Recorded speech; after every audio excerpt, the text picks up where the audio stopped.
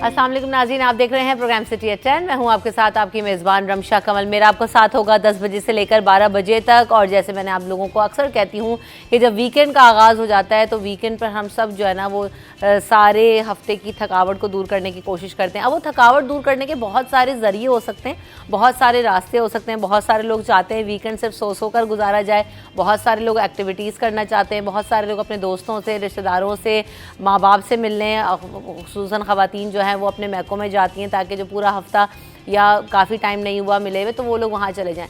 जो भी एक्टिविटी आप करें वीकेंड पर ज़रूर अपना रूटीन ज़रूर चेंज करना चाहिए। बच्चों के साथ टाइम ज़रूर स्पेंड करें, खेलें कूदें, किसी फिज़िकल एक्टिविटी में ज़रूर इन्वॉल्व हों।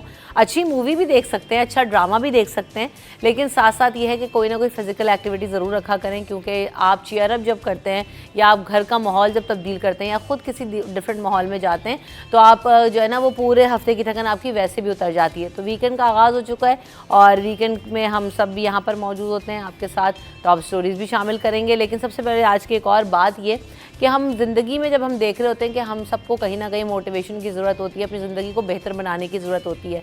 तो साथ साथ जैसे मैंने वीकेंड का कहा कि आप सब अपनी ज़िंदगी को बेहतर बनाने के लिए अपने वीकेंड के हवाले से या अपनी फैमिली के साथ टाइम स्पेंड करते हैं।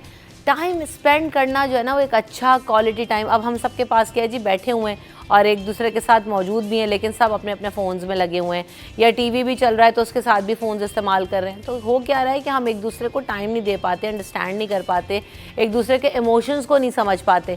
तो जब तक आपके अंदर पर्सनल बॉन्डिंग नहीं होगी आपके घर वालों के साथ, आपके बच्चों के साथ, तो आपकी ज़िंदगी के मसले मसाइल बढ़ते जाएंगे और चैलेंजेस भी बढ़ते जाएंगे।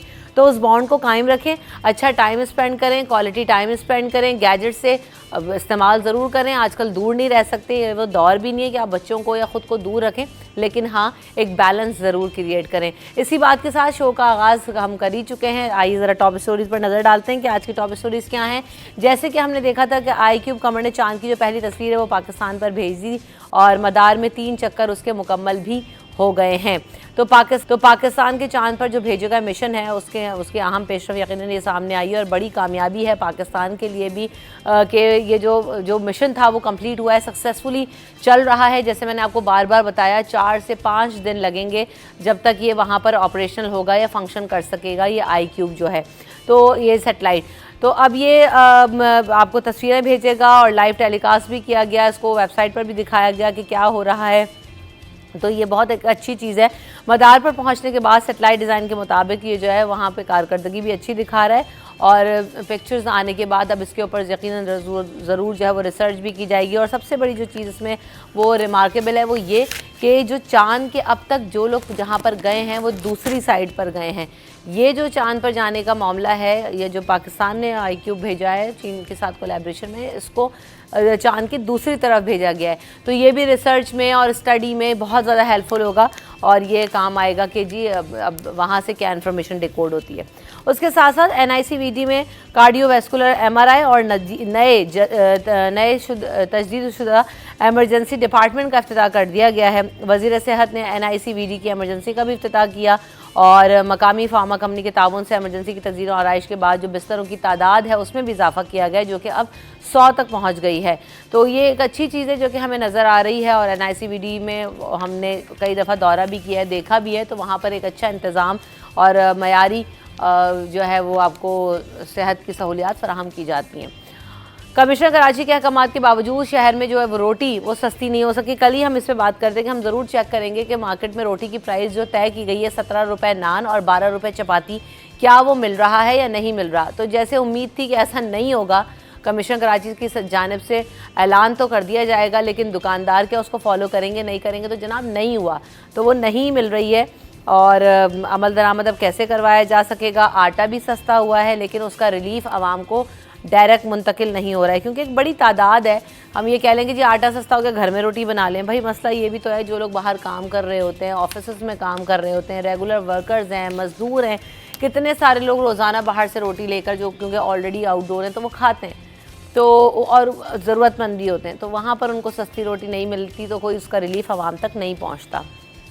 इसके अलावा हमने देखा कि मैट्रिक बोर्ड के एग्ज़ाम्स हो रहे हैं और मलीर के स्कूल में तालिबात की ज़मीन पर बैठकर इम्तिहान देने की जो वीडियो है वो भी सिटी 21 को मौसूल हुई। ये हाल है जहाँ पर जिस तरह से एग्ज़ाम दिया जा रहा है तो ये एक तो क्यों ऐसा हुआ कि स्कूल की क्या हालत है कि चटाइयों पर बैठकर एग्ज़ाम देने पर मजबूर हैं तलबा तलबात, और इतनी बड़ी जो है ना मैट्रिक बोर्ड की ये नाकामी है कि इस तरह से आपने बच्चों को ये लॉबी में बिठाया हुआ है। ये आप फुटेजेस तो देखें ज़रा, आपको इतना अफसोस होगा। फिर वही वाली बात कि बच्चे इतना करीब करीब बैठ के एग्ज़ाम देंगे पड़ोस में, तो फिर वो चीटिंग भी होगी नहीं होगी। लेकिन बहरहाल ये सारी बातें तो अपनी जगह, क्यों इंतज़ामात नहीं है फ़र्नीचर की फरहमी के लिए, फ़र्नीचर मौजूद स्कूल की अगर वो बिल्डिंग है तो क्यों नहीं है।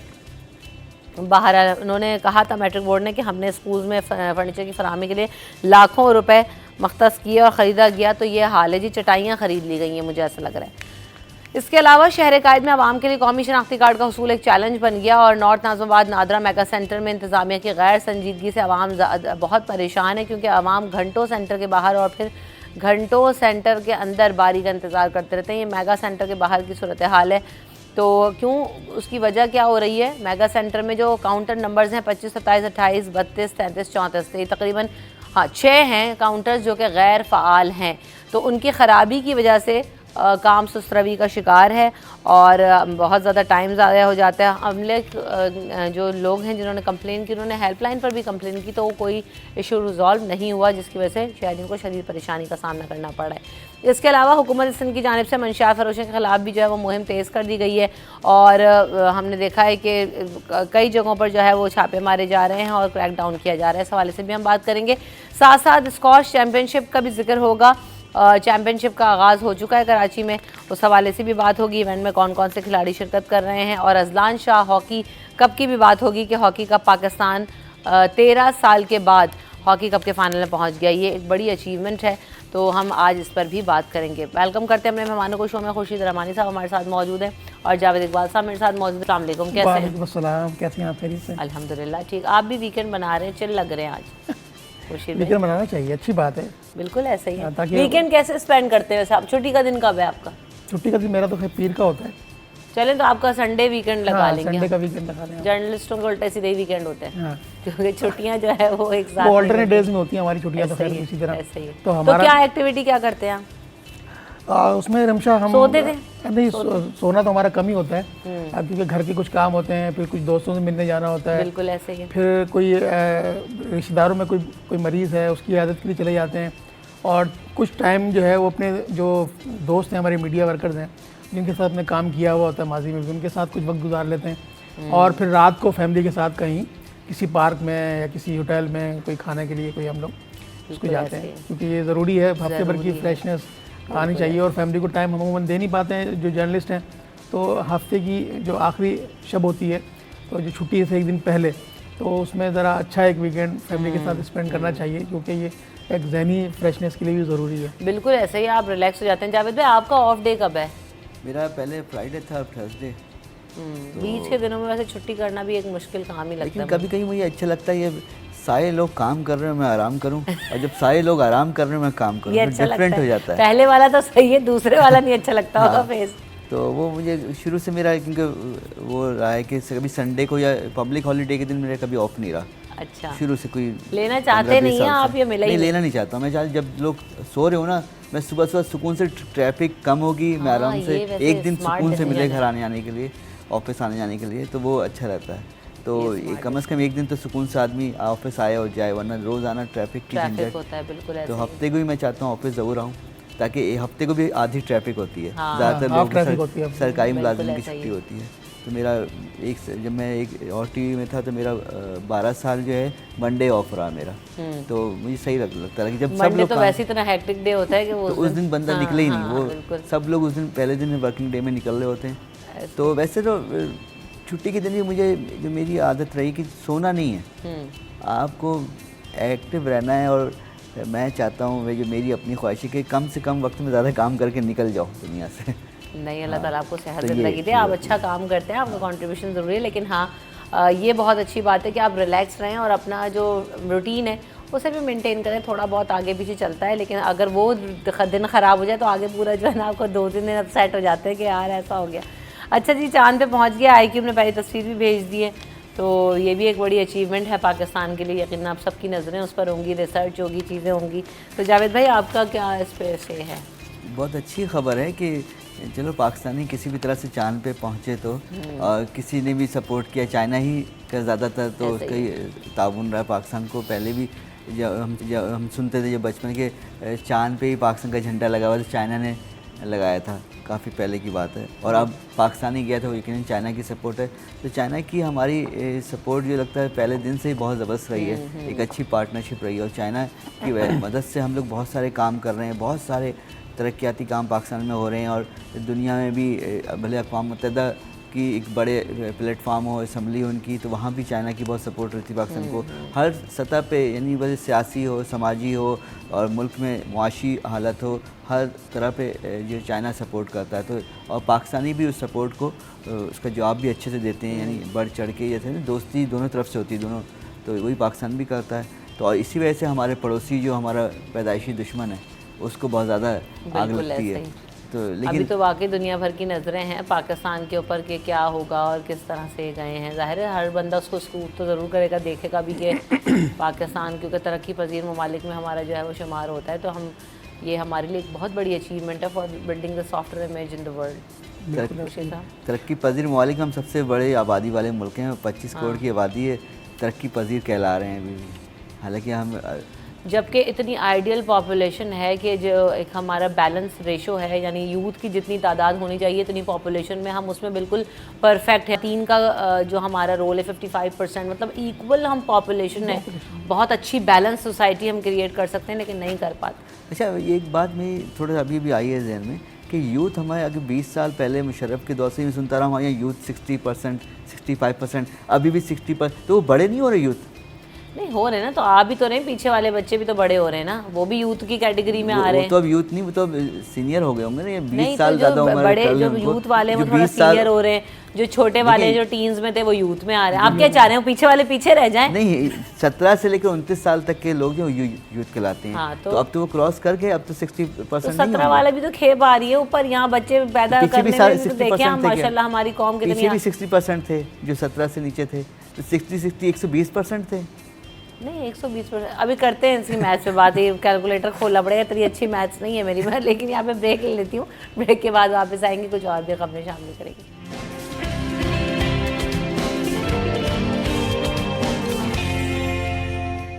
Welcome back in city at 10। तो हम वक्फे में भी बात कर रहे थे जिद्दत की और दौर में जितनी तब्दीली आ गई है, तो जिद्दत के साथ साथ आपको ये भी बताऊं कि NICVD में भी खासी जिद्दत आ गई है और वहाँ पर हम देख रहे हैं कि नए नए डिपार्टमेंट्स हैं, नई नई जो मशीन्स हैं उनको इंट्रोड्यूस कराया जा रहा है ताकि जो पूरा सेंटर है उसको वेल इक्विप किया जा सके। NICVD के बारे में एक और चीज़ ये कि ये दुनिया के बेहतरीन कार्डियक इदारों में इसका शुमार होता है और टॉप जो कार्डियक सेंटर्स हैं उसमें इसका नाम NICVD का भी आता है। तो एक बड़ी अचीवमेंट है सिंध गवर्नमेंट के लिए भी, जहां हम इतनी तनकीद करते हैं NICVD की मैनेजमेंट के लिए भी कि उन्होंने इसको इस तरह से मेंटेन करा और आगे भी लेके चल रहे हैं और हमें इसकी ज़रूरत भी है। खुर्शीद साहब आप अग्री करते हैं, इस वक्त 100 बेड्स में की तादाद हो गई है, पहले थोड़ी कम थी और उसको जो है वो थोड़ा उसकी तज़ीन और आराइश पे भी काम हुआ है, नई मशीन भी मुतारिफ़ करवाई गई हैं, ओवरऑल एक अच्छा जो है वो सेंटर बिल्ड हुआ है। देखें सिंध हुकूमत के पर जो है वो मुख्तलिफ इदारे तनकीद भी करते हैं, कुछ अपोजिशन की जमातें भी तनकीद करती हैं, लेकिन सिंध हुकूमत का ये एक स्टेट ऑफ द आर्ट एक बड़ा बेहतरीन इनिशिएटिव है जिसमें NICVD जब कराची में इसको बनाया गया तो इसमें पूरे पाकिस्तान से मरीज़ आते हैं इलाज के लिए और यहाँ एक बड़ा मुनज़्ज़म एक सिस्टम बनाया गया है कि बिला किसी तफरीक के, बिला किसी रंग व नस्ल के यहाँ इलाज जो है वो किया जाता है। और यहाँ हमने देखा कश्मीर से भी लोग आते हैं, बलूचिस्तान से भी लोग आते हैं, इस्लामाबाद से, पेशावर से और मुल्क के हर कोने से यहाँ पर मरीज़ जो है ना इलाज के लिए आते हैं। और यहाँ सबसे अच्छी बात यह है कि ये मरीज़ की नौइयत को देखते हुए उसका इलाज को उसको प्रीफर करते हैं। मतलब 2 तरह के यहाँ पर इलाज होते हैं, एक तो सेमी गवर्नमेंट है, एक गवर्नमेंट का इलाज होता है। उसके अलावा फिर इन्होंने जो क्योंकि मरीज़ों का पहुँचना बहुत मुश्किल होता था कराची की ट्रैफिक में, फिर इन्होंने मुख्तलिफ जो है वो चेस्ट पेंट यूनिट जो है वो बनाए, जो कंटेनर्स में कंटेनर्स बनाए, तो वो मुख्तलिफ जगहों पर ऐसी जगहों पर इन्होंने रखे जहाँ पर मरीज़ जो है वो फौरी तौर पर आके अपनी ट्रीटमेंट जो है वो ले सकता है। और फिर इसी तरह सक्खर में इन्होंने बनाया, नवाबशाह में इन्होंने चेस्ट पेन यूनिट बनाया, हैदराबाद में बनाया, टंडो मोहम्मद खान में बनाया। और इसी तरह मतलब गुज़िश्ता साल जो सूबाई वज़ीर इत्तलात शर्जील इनाम अहमद जब उनको हार्ट अटैक हुआ तो उन्होंने हैदराबाद में अपना जो है वो इलाज करवाया और उनको वहीं उनका ऑपरेट हुआ और उन्होंने स्टेंट उनका डले। और इसी तरह जो अब तज़ीन और राइश का सिलसिला शुरू हुआ है, क्योंकि मरीज़ों की तादाद बढ़ रही है और सेहतमंद रहने के लिए दिल का सेहतमंद भी होना ज़रूरी है। यूनिवर्सिटी लाइफ में दिल का सेहतमंद होना कुछ और होता है, लेकिन जब अवाइल उम्र गुजर जाती है तो उसमें भी जो है वो कुछ लोग यूनिवर्सिटी के बाद भी बहुत अरसे तक दिल के वो वाले सेहतमंद रहते हैं, वो आपके बराबर में जो बैठे हैं। दिल जो है वो जवान रहना चाहिए, तो उसके लिए बहुत अच्छा इनिशिएटिव है सिंध गवर्नमेंट का। NICVD में बहुत अच्छा ट्रीटमेंट। अच्छा, उसके अलावा एक और चीज़ यहाँ पर है कि मरीज़ को न सिर्फ इलाज उसको किया जाता है अच्छी तरीके से, उसको दवा भी जो है वो मुफ्त फराहम की जाती है। ये एक बड़ा काबिल तहसीन अमल है जो सिंध गवर्नमेंट कर रही है। और दूसरी चीज़ ये भी है कि हम बार बार शो में इस हवाले से बात भी कर चुके हैं कि जो कंटेनर्स लगाए हुए हैं मोबाइल उसको जो कहते हैं सेंटर, वो भी एक अच्छा इकदाम है। अब ये MRI भी ऐड हो गया है, तो अच्छा है जो है ना। नहीं, ये इसकी शायद सही से तशरीह कर नहीं पाई सिंध गवर्नमेंट। ये काम 3-4 साल से मैं देख रहा हूँ, मोबाइल यूनिट उन्होंने जगह कंटेनर में रखे हुए हैं, तो उससे फ़ौरी इमदाद मिल जाती है, फ़ौरी तौर पर। जो जाके भले 30-40 मिनट बाद आपको हॉस्पिटल पहुँचने में लगे, तो वो एक बेहतरीन इकदाम है। ख़ासकर सिंध गवर्नमेंट इस हवाले से, सेहत के हवाले से काफ़ी सारे काम किए, लेकिन मज़ीद करने की ज़रूरत है। कराची इतनी बड़ी आबादी है, बड़े शहर में। अब जैसे मैं मिस करता हूँ कि कभी मैं देखता हूँ यहाँ जिना हॉस्पिटल के पास तो 4 बड़े हॉस्पिटल यहाँ पे, बच्चों का अस्पताल, गुर्दे का अस्पताल, दिल का अस्पताल, फिर एक जनरल हॉस्पिटल जिना हॉस्पिटल, यानी किडनी सेंटर है, फिर कार्डियो है और फिर बच्चों का अस्पताल है, यानी 4 बड़े। आपको ये डिवाइड करना चाहिए शहर में इन चीज़ें। जैसे नॉर्थ की तरफ कोई ऐसी सहूलत नहीं है, बल्दिया की तरफ कोई सरकारी बड़ा हॉस्पिटल नहीं है। ये सहूलत शहर में लोगों के घरों के करीब होने चाहिए, यानी कम से कम हर डिस्ट्रिक्ट में एक ऐसे बड़े हॉस्पिटल ज़रूर। जब कराची में 7 डिस्ट्रिक्ट हो चुके हैं, तो वो आप नॉर्थ की तरफ भी जाएं, आप यानी जौहर की तरफ भी कोई बड़ा सरकारी हॉस्पिटल होना चाहिए। वहाँ प्राइवेट हॉस्पिटल ज़रूर हैं, लेकिन सरकारी हॉस्पिटल ठीक है, डाउ है शायद वहाँ पे, लेकिन इस तरफ नॉर्थ की तरफ कोई बड़ा सरकारी हॉस्पिटल नहीं है इस तरह का, इस लेवल का। नॉर्थ है, बल्दिया, सरजानी, इस तरफ नहीं है, तो एक बड़ा पैच है पूरा। जैसे कोरेंगी में भी इंडस है, लेकिन वो चले वहाँ फ्री होता है, वो सरकारी से भी एक कदम आगे, क्योंकि वहाँ तो कैश काउंटर ही नहीं है। तो बहुत सारा काम करना है, और इस पर वही बात है, आप नीयत आपकी अच्छी होगी तो काम आप करेंगे और लोग फिर तारीफ़ करेंगे। आपको इश्तिहार देने की ज़रूरत नहीं होगी अपनी तारीफ़ कराने के लिए या अपनी तारीफ़ गिनवाने के लिए, हमने फ़लाँ काम किया। अगर अच्छा काम होगा तो बगैर इश्तिहार के हम आप बैठ के तारीफ़ कर रहे होंगे, और अच्छा काम नहीं होगा पीठ पीछे बुराई तो होती है। फिर अब आप ये देखें ना, सबसे बेहतरीन जो मार्केटिंग होती है वो वर्ड ऑफ माउथ है जी। तो उसके जैसे लोग जाते हैं अपना एक्सपीरियंस, जैसे मैं एक दफ़ा NICVD गई हूँ, मुझे इन लोगों ने विज़िट करवाया था और हमने वहाँ से शो भी किया, तो मैं बहुत इंस्पायर हुई वहाँ इक्विपमेंट देख के, डॉक्टर्स को देख के, और जिस तरह फिर ये भी नहीं था कि हमने मरीज़ों से बात नहीं की, उनके साथ लोगों से बात नहीं की, बच्चों का डिपार्टमेंट पूरा देखा, तो मतलब मैं वो एक इमेज बिल्ड करके आई हूँ, तो अच्छा है तभी बिल्ड किया ना। एक बड़ा अच्छा तजुर्बा गुजरा, हमारे एक अजीज़ हैं, वो गए थे फेडरल ब्रिगेड 16 नंबर में कार्डियो हॉस्पिटल है, तो वो लेकिन उसमें सहूलियात बहुत ही महदूद हैं। तो वहाँ एक अजीज़ गए थे, उनको हार्ट अटैक हुआ था, उनको वहाँ से रेफ़र किया गया लियारी जनरल हॉस्पिटल के लिए। और वहाँ सारी चीज़ें वहाँ से रेडी थी, उन्होंने व्हाट्सएप पे सारी भेज दी, फ़ौरन एम्बुलेंस से गए लियारी जनरल हॉस्पिटल, उनका ऑपरेशन हुआ। जो काम आम प्राइवेट हॉस्पिटल में 6 से 7 लाख में होता है, वहाँ वो तकरीबन फ्री में हुआ, यानी 10-12 हज़ार ऐसा कुछ खर्च हुआ था उनका, जो ज़रूरी चीज़ें उन्होंने ला के देनी थी उसके लिए। और वहाँ वो रेडी थे उस एम्बुलेंस को रिसीव करने के लिए, उस मरीज़ को रिसीव करने के लिए फ़ौरन। और ये बहुत ही हैरान कौन एक पेशकदमी, मतलब ये पाकिस्तान में जो आप बता रहे हैं उस प्रैक्टिस को ये हम नहीं देखते हैं, और आपने पहले भी इसका जिक्र किया था। यानी अच्छी बात और तारीफ़ करनी चाहिए, ठीक है, कहीं कहीं आप इख्तलाफ करें सिंध गवर्नमेंट के ख़राब कामों से, वो मेरा कई बार रहता है, लेकिन ये अच्छी बात हो वो करनी। अब मैं सोच नहीं सकता, जब आम आदमी सोच के लियारी जनरल हॉस्पिटल इतना अच्छा है कि वहाँ लोग वेट कर रहे थे, वहाँ के डॉक्टर, वहाँ के एडमिनिस्ट्रेशन के, कार्डियो हॉस्पिटल फेडरल ब्रिगेड से एक मरीज आ रहा है, अच्छा खासा बड़ा फासला है, लेकिन उन्होंने उसको लिया, अच्छे से उसको ट्रीटमेंट दी और उनका ऑपरेशन किया फ़ौरन, और वो बंदा सेहतियाब हुआ। यानी वो बेहतर उसको ट्रीटमेंट इमरजेंसी में आ रहा था। तो लियारी, हमें रास्तों को भी थोड़ा क्लियर करने के लिए, लियारी जाने के लिए बंदा पहले सोचता है कि लियारी जनरल हॉस्पिटल, क्योंकि बहुत ही गुंजान आबादी में। अच्छा, और दूसरी बात ये इमेज भी जो है ना बिल्ड हमने ऐसा किया हुआ ना, जो लियारी यहाँ पता नहीं अस्पताल किया, तो लियारी जनरल हॉस्पिटल खुद भी जाने का इत्तेफाक हुआ है। मैंने देखा है कोविड के वक्त में भी उन्होंने इतना अच्छा मैनेज किया हुआ था ड्यूरिंग वैक्सीनेशन एंड ऑल, तो आपको लग रहा था कि आप नहीं कह सकते कि लियारी में हाल होगा। बहुत अच्छे उन्होंने इंतजाम किए हुए थे, सफाई सुथराई का भी एक अच्छा माकूल निज़ाम हमें वहाँ पर नजर आ रहा था। उसके अलावा जो रिमोट एरियाज हैं हमारे सिंध के, उसमें थरपारकर मिट्टी में भी इन्होंने चेस्ट पेन यूनिट बनाया NICVD ने, वहाँ क्योंकि वहाँ से लोगों को शहर पहुँचना बहुत मुश्किल हो जाता है, तो मिट्टी में भी NICVD का एक अपना यूनिट मौजूद है, जो वहाँ के लोगों को बहुत अच्छा जो है वो इलाज मुआवजा मुहैया कर रहा है। और जैसे कराची की बात हो रही है, वैसे हम क्योंकि सिंध की बात कर रहे हैं, बिल्कुल तो जिस सिंध में तो हर डिस्ट्रिक्ट, हर जो है ना, हम डिस्ट्रिक्ट लेवल पे कराची की बात करें, वहाँ तो आपके शहरों में ये सहूलियात नहीं है, तो इसकी होने की ज़रूरत है इसको ऐड। फिर भी कराची सिंध बलुचिस्तान में बहुत वो है कि बलुचिस्तान से लोग यहाँ पे इलाज कराने आते हैं, खासकर हब से, कोयटा से और दूसरे छोटे छोटे बड़े शहरों से बलुचिस्तान की, क्योंकि करीब तरीन बड़ा शहर है और यहाँ सहूलत उनको बहुत सारी चीज़ें मिल जाती हैं, भले प्राइवेट हॉस्पिटल हो या सरकारी, तो वो यहाँ से मुस्तफ़ीद होते हैं ये। और इसमें लेकिन अब मेरा तो पहले अब डिस्ट्रिक्ट लेवल पे जाएं कि हर डिस्ट्रिक्ट में ये सहूलियात, बुनियादी सहूलत हम कहते हैं ना, सेहत तालीम की सहूलत बुनियादी ये मिलनी चाहिए सबको। और आगे जाके जो इस पर आपने टाउन के लेवल पे करें, 25 टाउन है कराची में, उस लेवल पे भी जाना चाहिए, क्योंकि आपको लोगों को सहूलत उनके घर के करीब देनी है। और उसके अलावा रिमशा NICVD में एक बहुत पॉजिटिव चीज़ ये है कि जो भी इनका पेशेंट होता है उसको जब जो ओपन हार्ट सर्जरी का हो या स्टेंट का हो, तो उसको जो दवाई मिलती है वो फ्री मिलती है। तो इब्तदाई तौर पर 3 माह की दवाई ये लोग देते थे कि एक पेशेंट को 3 माह का दवाई उसको दी जाती थी, लेकिन जब बाद में उसमें पेशेंट्स ने खुद जो है खुद की और जो है वो डबल जो है वो दवाई ली, उस पर फिर उन्होंने दोबारा से उस पॉलिसी को रिव्यू किया है और अब उसको जो है वो 1 माह की दवा दी जाती है, बिल्कुल फ्री ऑफ कास्ट जो उसको है वो दवा दी जाती है। फिर बाद में उसको एक कार्ड बनाया जाता है, उसके जो कार्ड है वो दोबारा आए, अपना इलाज चेकअप करवाए, फिर दवाई लेके चला जाए। मतलब ये इतनी महंगाई के दौर में अगर NICVD मरीज़ों को दवाई फ्री दे रहा है तो ये एक बड़ा काबिल अमल भाई, ये बहुत ज़रूरी है, क्योंकि जिस तरह अद्वियात की कीमतों में 300% तक इजाफा हमने खुद खबर चलाई, तो लोगों के लिए वाकई किसी ना किसी तरह से डॉक्टर की फ़ीस तो पूरी करके वो दिखा लेते हैं और इलाज भी हो ही जाता है, लेकिन बात वही कि दवाइयाँ एक लंबे अरसे तक खानी पड़ती हैं, इस तरह की कोई कॉम्प्लिकेशन हो जाए तो वो अफोर्डेबिलिटी का इशू लोगों के लिए बहुत ज़्यादा आ जाता है। एक और चीज़ ऐड करना चाह रहा हूँ आपको कि यार जो डॉक्टर्स का अमला है वो प्राइवेट कहीं नहीं बैठता। यहाँ पर जो डॉक्टर्स काम करते हैं NICVD यूनिट्स में या इसके साथ जो मुंसलिक हैं डॉक्टर, वो प्राइवेट कहीं नहीं बैठते।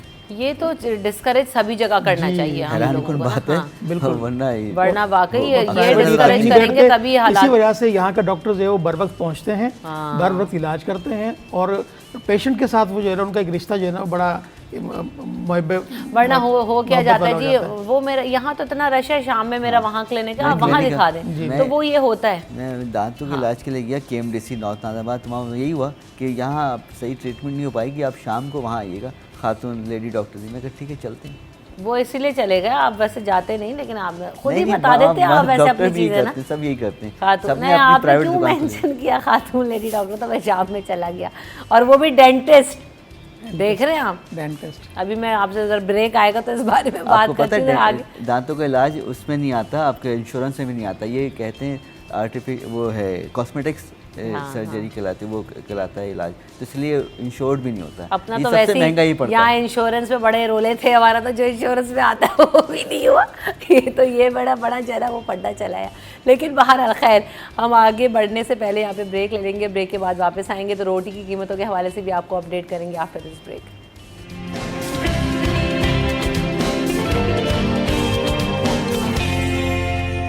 Welcome back in city at 10। तो जी जनाब, रोटी सस्ती मिल रही है या नहीं मिल रही? अगर आपको मिली है तो ज़रा मुझे कॉल करें, कॉल का नंबर चलाएं और बताएं कि आपको सस्ती रोटी मिली आपके इलाके में या नहीं मिली। नंबर शुजा प्ले कर दें फटाफट, तो हम रिसीव करेंगे फ़ौरी तौर पे कॉल्स, और लोग हमें बताएं कि आपके इलाके में क्या 17 रुपये की तंदूर की रोटी और 12 रुपये की चपाती मिल रही है या नहीं मिल रही है। आप सब ने रोटी ख़रीदी या घर में बनाना प्रेफर करते हैं, क्या होता है? लेकिन मार्केट में क्या सूरत हाल है? रमशा, हमने कल विज़िट किया तकरीबन बहुत सारे ऐसे कारोबारी मराकज़ में। अरे वो पूछ रही है कि घर में आप रोटी पकाते नहीं पकाते? आप रोटी पकाते हैं घर से? मैंने कभी रोटी नहीं बनाई। जावेद भाई तो पकाते हैं, मिसेस बनाती हैं रोटी। तो जब मैं स्टूडेंट लाइफ में था उस वक्त मैं एक आध मरतबा बनाई थी। जावेद भाई आप? नहीं, मेरा रोटी कभी कभार खाने का है, रोटी में मेहनत लगती है ज़्यादा खाने में। चावल आराम से मैं बाहर भी रहा हूँ जब, तो 4-5 जापान वाले हैं ना वो लोग, तो ज़्यादा चावल डाला वो राइस कुकर में, उसमें पहले पानी, फिर चावल, फिर थोड़ा सा ऑयल, नमक डाल के उसको बंद कर दिया, 40 मिनट बाद चावल रेडी। ये आसान काम होता है। रोटी को तो पकाते रहो, उसको गूंदो, ये करो वो करो, ये मैंने कभी बनाई नहीं। और मैं वहाँ दोस्त शेयरिंग पे हमारे साथ रहते थे, वो पुराने थे, तो मैं कहता मैं आप लोग जिसको शौक है रोटी पकाने का वो पकाए, मैं नहीं पकाऊंगा, मैं खा लूँगा आपके साथ। मैं चावल बना दूंगा, चावल बनाऊँ वही खा, आसान है उसको पकाना, आसान है उसको खाना। अच्छा, ये चावल वाला सीन हम मेरी रोटी पे तो बात करेंगे, लेकिन वो बातें याद आ जाती हैं तो शेयर करना भी मुझे अच्छा लगता है। है, ऑडियंस भी पसंद करते हैं। हुआ ये कि जैसे जावेद भाई बात करें तो इसी तरह मेरा देवर वो भी मुल्क से बाहर गया, तो खाना शाना तो वो बना लेता है, कढ़ाइयाँ और सब चीज़ें, लेकिन ज़ाहिर है रोटी चपाती लड़के कहाँ बनाते हैं। तो वो मतलब वो रोटी लवर था और बेचारा अब कह रहा होता है कि भाभी मुझे सब्ज़ी के साथ भी चावल खा लेता हूँ, सालन के साथ भी तो चावल, क्योंकि चावल बनाना आसान है। तो होता है कि रोटी आप दूर हो जाते हैं जब डिस्टेंस, तो आपको कदर भी आ जाती है अपनी बेगमात की भी, अपने फैमिली मेम्बर्स की भी। लेकिन हाँ ये ईजी हल है कि आप जो है वो रोटी मेकर भी वैसे अब आ गए हैं, उसके बारे में भी हम बात करेंगे। देखा वहाँ भी था, वहाँ लेकिन मज़ा नहीं आता उसमें। जी खुर्शीद, तो रोज खुर्शीद भाई बहुत अच्छी चपातियाँ बनाते हैं। हाँ, हमने स्टूडेंट लाइफ में बहुत दफ़ा खुद बनाई है रोटियाँ। और क्योंकि घर से जब दूर होते थे और होटल की रोटियाँ खा खा के तंग आ जाते थे, तो एक वक्त ऐसा आया कि यार अब खुद बनाया करेंगे कभी कभार रोटी। और वीकेंड पे हम खुद बनाते थे, कभी वो उसका साइज़ कुछ भी बनता होगा, लेकिन खुद बना के अपना एक इंजॉय करते थे उसको हफ्ते के आखिर में। तो वो एक मशहूर मिसरा है कि गुलाम फरीदा रोटी बंदा खा जाती है। तो ये एक रोटी जो है ना वो बंदा खा जाती है। मुल्क में जो गुर्बत की सूरत हाल है उसकी इस पे जितना इसके ऊपर मर्सिया पड़ा जाए वो कम है। सही कह रहे हैं। अभी भी आप देख लेना कि क्या हाल है। जब हमने कल मुख्तलिफ नान भाइयों की दुकान का दौरा किया तो उनका यही कहना था कि भाई कमिश्नर साहब को ये कहें कि वो हमें कमिश्नर हाउस से सस्ता आटा फराहम करें, तो फिर हम जो है वो रोटी 16 रुपये की देंगे। 25 रुपये की वो जो है वो नान जो होता है वो दे रहे थे और 15 रुपये की चपाती वो दे रहे थे। और उसके अलावा उन्होंने कहा कि जो कीमत कमिश्नर साहब ने बताई है उस पर तो हम किसी सूरत दे ही नहीं सकते। और कमिश्नर साहब किस हॉल में बैठ के ये दावे कर रहे हैं, किस हॉल में बैठ के ये ऑर्डर जारी कर रहे हैं, हमसे तो कोई मशवरा नहीं हो रहा और हम तो उसके अहकामात नहीं मानते। तो ये सारी सूरत हाल है। अच्छा, मुझे कल मैं इस चीज़ के बारे में सोच भी रही थी और डिस्कशन भी मैं कर रही थी हस्बैंड से, तो हम भी यही बात कर रहे थे कि मैंने जब बताया, मैंने कहा मुझे रोटी जो है ना वो 17 रुपए की, तो है ऐसा भी हो गया? मैंने कहा हाँ जी ऐलान हो गया मिलेगी। तो वही हुआ कि कहाँ मिलेगी, ऐसा कैसे होगा। लेकिन मैंने कहा चलो आप नेगोशिएट कर लेते, कुछ ऐसे आ जाते कि आप 20 रुपये रेट कर देते, कम से कम मिले तो सही। अगर आप ऐलान आप 10 रुपये का ऐलान कर दें और ना मिले तो ऐसा मतलब प्रैक्टिकल डिसीजन मुझे कल भी ये नहीं लग रहा था कि हो पाएगा। आपने पहले रोटी की कीमत क्या बढ़ती रही, वो देखिए वजह भी साफ आपको समझ आती है। आटा जब इतना महंगा हुआ तो रोटी महंगी होनी है। और आपने गैस महंगी कर दी। अब गैस के बिल घर में पहले आते थे 400-500 रुपये, अभी 5-5.5 बिल आ रहा है एक नॉर्मल घर में। अच्छा, फिर बिजली इतनी महंगी। हाँ, अभी मैंने खुद कल भरा है, हमें 5.5 का आया है, उससे पहले 6.5 का आया था सर्दी में। और गैस भी जाती है, गैस जाना तो है ही है। तो सिलेंडर अलग घर में एक है रखा हुआ जो ये पूछें आती कब है। तो अब बिजली इतनी महंगी हो गई, तो आप जब सब चीज़ें महंगी कर दे रहे हैं, प्रोडक्शन की जो ज़रूरत है, तो आप कैसे सोच सकते हैं कोई प्रोडक्ट सस्ती मिलेगी आपको, और वो भी 25 से लेके 17 रुपये या 16 रुपये की आएगी। आप और 17 रुपये वैसे है ही अब गलत कीमत, क्योंकि अब 17 रुपये तुक बनता नहीं है। 20 रुपये करेंगे या 25 करेंगे या 15 करेंगे। सही। अब 2 रुपये का झंझट है, आपको 20 रुपये कर दें ताकि वो भी मुतमईन रहे। मैं भी यही कह रही हूँ कि आप किसी ऐसे प्राइस पे लाएं उनका भी नुकसान ना हो और आवाम को भी रिलीफ मिल जाए। आप तो बिल्कुल ही अनोखी सी कीमत जो है ये वो काम करना चाहते हैं जिससे झंझट पैदा हो। भाई सीधा सीधा 20 कर दो ताकि और आप आटा सस्ता उनको फराहमी मुमकिन बनाएं। आपने अगर आटा अभी तक सस्ता नहीं हुआ, और देखिए मेरा तो आटा तो सस्ता हो गया। कल मैंने दुकानों पे भी लिखा हुआ देखा 98 रुपीज़ 93 रुपीज़ पर केजी आटा। चलें हो गया होगा, लेकिन मेरा ख्याल है कि सब लोग भी अपना हिस्सा डालते हैं महंगाई में। हर बंदा, हर जहाँ से अगर खेत से कोई चीज़ आ रही है और घर तक आने में जितने लोग उसके बीच में होते हैं हिस्सेदार, वो सब अपना हिस्सा डालते हैं उसे महंगा करने में, और ठीक ठाक महंगा करते हैं। वो बोलते हैं पीछे से महंगा रहा, सब ये बोल के पीछे, तो अपना हिस्सा डाल के उसको और महंगा से महंगा करते जाते हैं। कैसे कोई आजकल आप देखें हर गली मोहल्ले में सिर्फ रोटियां बेच रहे होते हैं, ठीक है, कमा रहे होते हैं, खर्चा भी तो करते हैं, उनके दुकान का किराया भी देते हैं, वो बिजली का बिल वो भरते हैं, वो गैस का खर्चा करते हैं, वो मुलाजमीन को भी तनख्वाह देते हैं, बहुत सारी चीज़ें ना। तो आप किसी को बिल्कुल बोलें यकतरफा बात करके आप अमलनामा फिर बट ये भी स्टिल बात है कि 25 रुपए की मैडी वो रोटी जो है वो स्टिल महंगी है। कॉलर भी आ गए हमारे साथ, उनसे बात करते हैं। अस्सलाम वालेकुम। कैसे? अल्हम्दुलिल्लाह जी। कौन सा आप बात कर रहे हैं, कहाँ से? उसामा बात कर रहा हूँ नाज़ाबाद से। जी उसामा, फरमाइए आपके यहाँ रोटी मिल रही है? बताएं इस कीमत पर जो हम बात कर रहे हैं 17 रुपये 12 रुपये। नहीं, इस कीमत पर नहीं मिली है। 25 रुपए, कहीं कहीं 30 रुपए मिली है, ज्यादातर जो है वो 30 की चल रही है। अच्छा, आप अवेयर थे इस बात से कि कल चपाती सस्ती हो गई? आपने खरीदा हो तो आपने पूछा हो नान वाले से, तंदूर वाले से कि भाई क्यों नहीं दे रहे? ऐसा नहीं हुआ, तो रात में पता चला ना, रोटी लेने के बाद पता चला। अच्छा, आज आपको पता चल गया। अब आज आपने पूछना है कि भाई तुम क्यों नहीं दे रहे? बिल्कुल ऐसे ही, बिल्कुल यही पूछना पड़ेगा। बिल्कुल ऐसे। अच्छा, लोगों का भी मसला ये ना कि हम लोग ऑब्जेक्ट नहीं करते, 2 दिन रोटी ना खरीदें बाहर से, ऐसा तो नहीं है भूखे मर जाएंगे, घर में आटा नहीं कहीं आप होगा। बैठे हुए खाना खाने के लिए किसी बड़े जो वैसे चौकी वाले होटल होते हैं, यानी जो शिनवारी वगैरह, अब उसमें बैठे आके कोई रोटी 25-30 की भी दे रहे हो, आपको ही तनकीद करेंगे कि नहीं ये क्यों ले आए तुम, 17 की क्यों नहीं दे रहे हो, वो तो एक महफिल ख़राब हो जाएगी। नहीं, अब ये बात नहीं, अब वो तो आप प्लान जा रहे हैं ना। लेकिन अभी जैसे हम रेगुलर, अभी तो गैस ना होने की वजह से आप देखें उमूमन हर घर में बाहर से रोटी आती है और अब लानी भी पड़ती है। यार आप देखिए गैस खवातीन की भी इतनी गर्मी में इतनी प्रैक्टिस भी ऐसी हो गई है कि वाकई रोटी बनाने को कोई प्रेफर नहीं करता। अगर गैस कम से कम मेरे ख्याल में अगर 500-600 रुपए से अगर 5,000 का बिल आ रहा है तो 8-10 गुना महंगी हो गई गैस, यानी 1000% महंगी हो गई है। तो आप कैसे आप कहेंगे कि रोटी वाला आपको रोटी सस्ती करके देगा? आटा ठीक है, आटे की शायद कीमत कुछ कम हो रही है, लेकिन गैस की कीमत तो बहुत ज़्यादा बढ़ गई ना।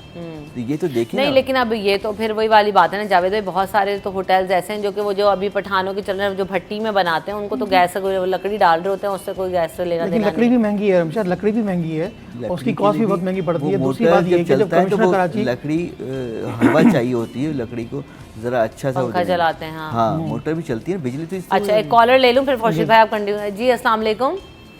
वालेकुम मैम। वालेकुम सलाम भाई, कौन बात कर रहे हैं और क्या कहना चाहते हैं? मैं ये कहना चाह रहा हूँ, म्यांमार में ये रोटी 30 रुपए की और 40 रुपए की बेच रहे हैं। अच्छा, 40 रुपए की कौन सी रोटी मिल रही है? 40 रुपए की मोहसिन फूड वाले हैं, वो 40 की रात को दिए मेरे को, 5 रोटी के 200 रुपए लिए। वो तंदूर की रोटी आपको दे रहे हैं 40 रुपए में? जी हाँ बहन। तो आपको पता था कि रोटी सस्ती हो गई, आपने उनसे कहा कि रोटी की तो कीमत ये हो गई है? मैंने उनको बोला तो बोला नहीं हमारे रेट यही है। म्यांमार में 30 और 40 के रेट चल रहे हैं। वो तो बहरे टाउन वालों को भी पीछे छोड़ दिया है। अच्छा, और ये जो तंदूरी पराठे वगैरह होते हैं वो कितने के मिलते हैं जो बन रहे हैं इस वक्त यहाँ पे, हमें दिख भी रहे हैं? पराठे 50 रुपए के दे रहे हैं चाय वाले। अच्छा, पराठों का तो खैर फिक्स रेट है, उसमें तो घी और रोटी 30-40 की मिल रही है। तो ज़रूर आज आप पता करिएगा अफजल साहब कि भाई क्या वजह है, क्या माजरा, उसको रिपोर्ट भी करें कमिश्नर कराची के ऑफिस में कॉल करके, जी म्यांमार में रोटी का रेट ये मिल रहा है। नहीं कर रहे कमिश्नर वगैरह ना, तो उनके तो पर निकलेंगे बहन।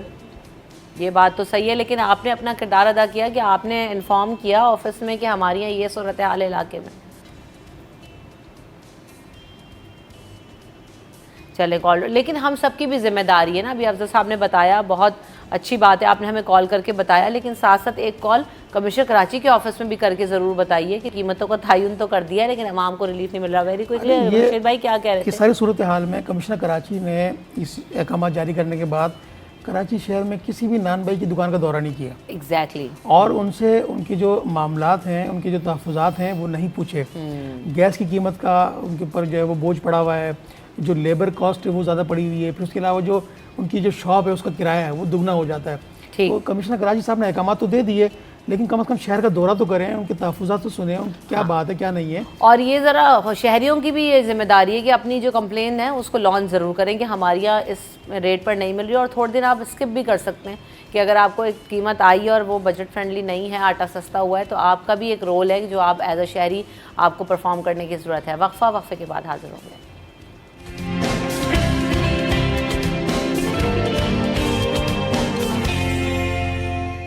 Welcome back in city at 10। तो जनाब एक और चीज़ ये कि बड़ी फुटेज दिखा दें भाई, ये तो जो बच्चे चटाइयों पे बैठ के एग्जाम्स दे रहे हैं, खुर्शीद साहब ये तो बड़ा देख के अफसोस और तकलीफ हुई। अच्छा, ये आज की बात नहीं है, ये हर दफ़ा हम देखते हैं एग्जाम्स में कहीं ना कोई सेंटर कोई ऐसा निकल आता है, दरियों पे एग्ज़ाम हो रहा है और जी फलाना हो रहा है।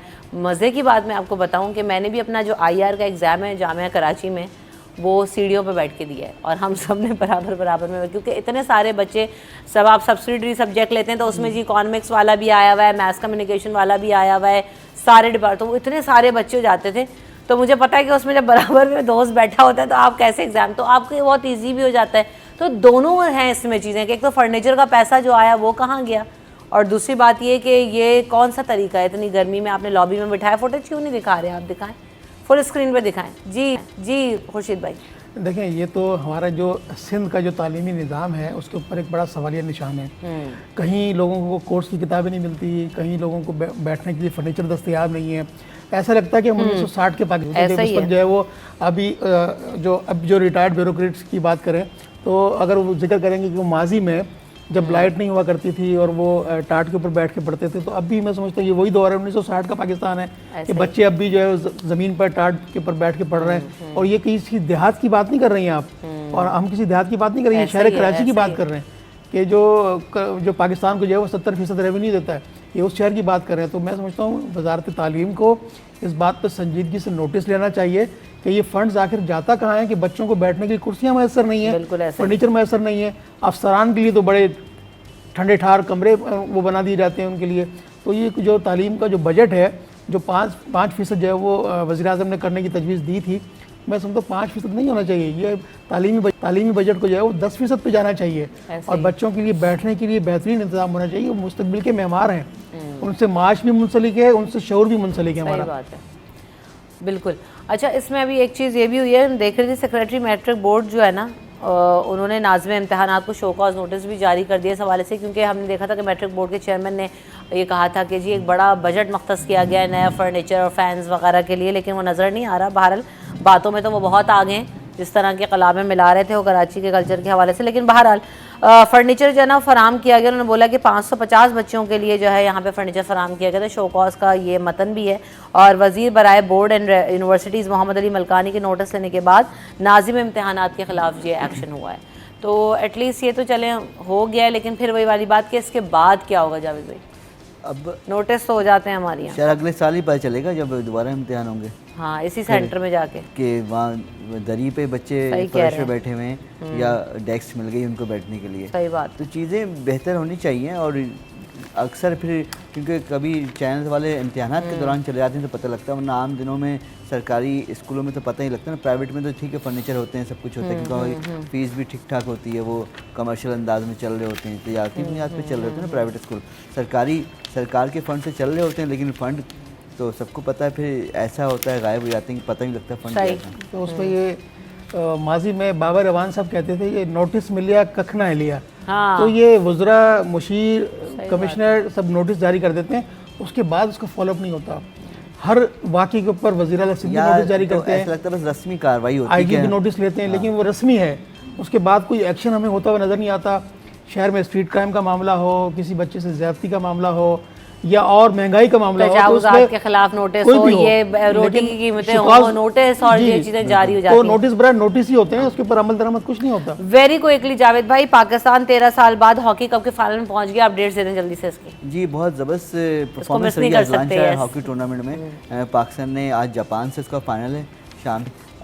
हॉकी में तो अच्छी खबर आने वाली है, लेकिन कल रात को आयरलैंड से एक बुरी खबर आई। पाकिस्तान आयरलैंड से T20 सीरीज़ 3 मैचों की सीरीज़ पहला मैच हार गया है, हालांकि 180 अबव स्कोर किया। उसके बाद पाकिस्तान की शिकस्त से 2 मैच बाकी हैं। उसके अलावा यहाँ कराची में एक बड़ा टूर्नामेंट हो रहा है, international squash championship, chief of naval staff. उसमें पाकिस्तान के 3 खिलाड़ी जो हैं सेमीफाइनल में पहुँच गए हैं, नासिर इकबाल, तैयब असलम और आसिम खान। तो उम्मीद है 3 में से एक तो कंफर्म है पहुंचेगा इंशाल्लाह। ये हॉकी चैंपियनशिप हम जीते हुए दिखाई दे रहे हैं। कैसी टीम है हमारी? हॉकी में पाकिस्तान कैसी जा रही है? जापान से बराबर रहा था पाकिस्तान का लीग मैच में इसी टूर्नामेंट में, और जापान ने भी अच्छी परफॉर्मेंस दी, उसने फाइनल के लिए क्वालिफाई किया है। जापान की टीम माजी में पाकिस्तान से बहुत ही नीचे होती थी। खैर पाकिस्तान ने बहुत बुरा खेलना शुरू किया, फिर उन्होंने अच्छा खेलना शुरू किया, अब वो बराबर आ गए पाकिस्तान से। कई बार पाकिस्तान को हराया भी उन्होंने। चाइना, कोरिया, जापान की पाकिस्तान से बहुत पीछे होती थी, मलेशिया ये बड़ी पीछे की टीमें थी, लेकिन अब ऐसा वक्त आ गया कि पाकिस्तान को इनको हराना भी एक मसला हो गया है। तो अब उम्मीद करते हैं कि पाकिस्तान को हराए और एक टाइटल कम से कम काफ़ी अर्से बाद आए, क्योंकि पाकिस्तान ने आखिरी बार ओलंपिक में 1984 में गोल्ड मेडल, यानी आज 40 साल हो गए पाकिस्तान ने गोल्ड मेडल नहीं दिया ओलंपिक में।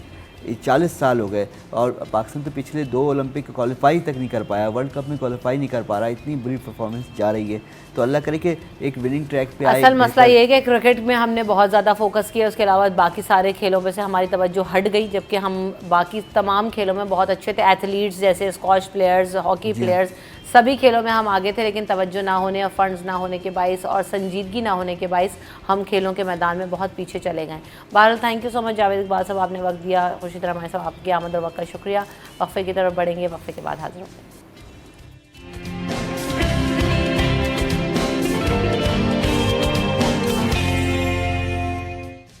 Welcome back in city at 10। तो जनाब आज के सेगमेंट में हम बात करेंगे कि जो हर्बल ट्रीटमेंट्स हैं, मुख्तलिफ तरह के जो है वो कॉस्मेटिक ट्रीटमेंट्स आ रहे हैं और हम देख भी रहे हैं कि हो भी रहे हैं, और उसके इफ़ेक्ट्स भी हैं और साइड इफ़ेक्ट्स भी हैं, क्योंकि आप कितना साउंड तरीके से कराते हैं, कितनी जो है ना वो आपकी स्किन के हिसाब से सूट करते हैं नहीं करते हैं, तो सारी चीज़ें हैं।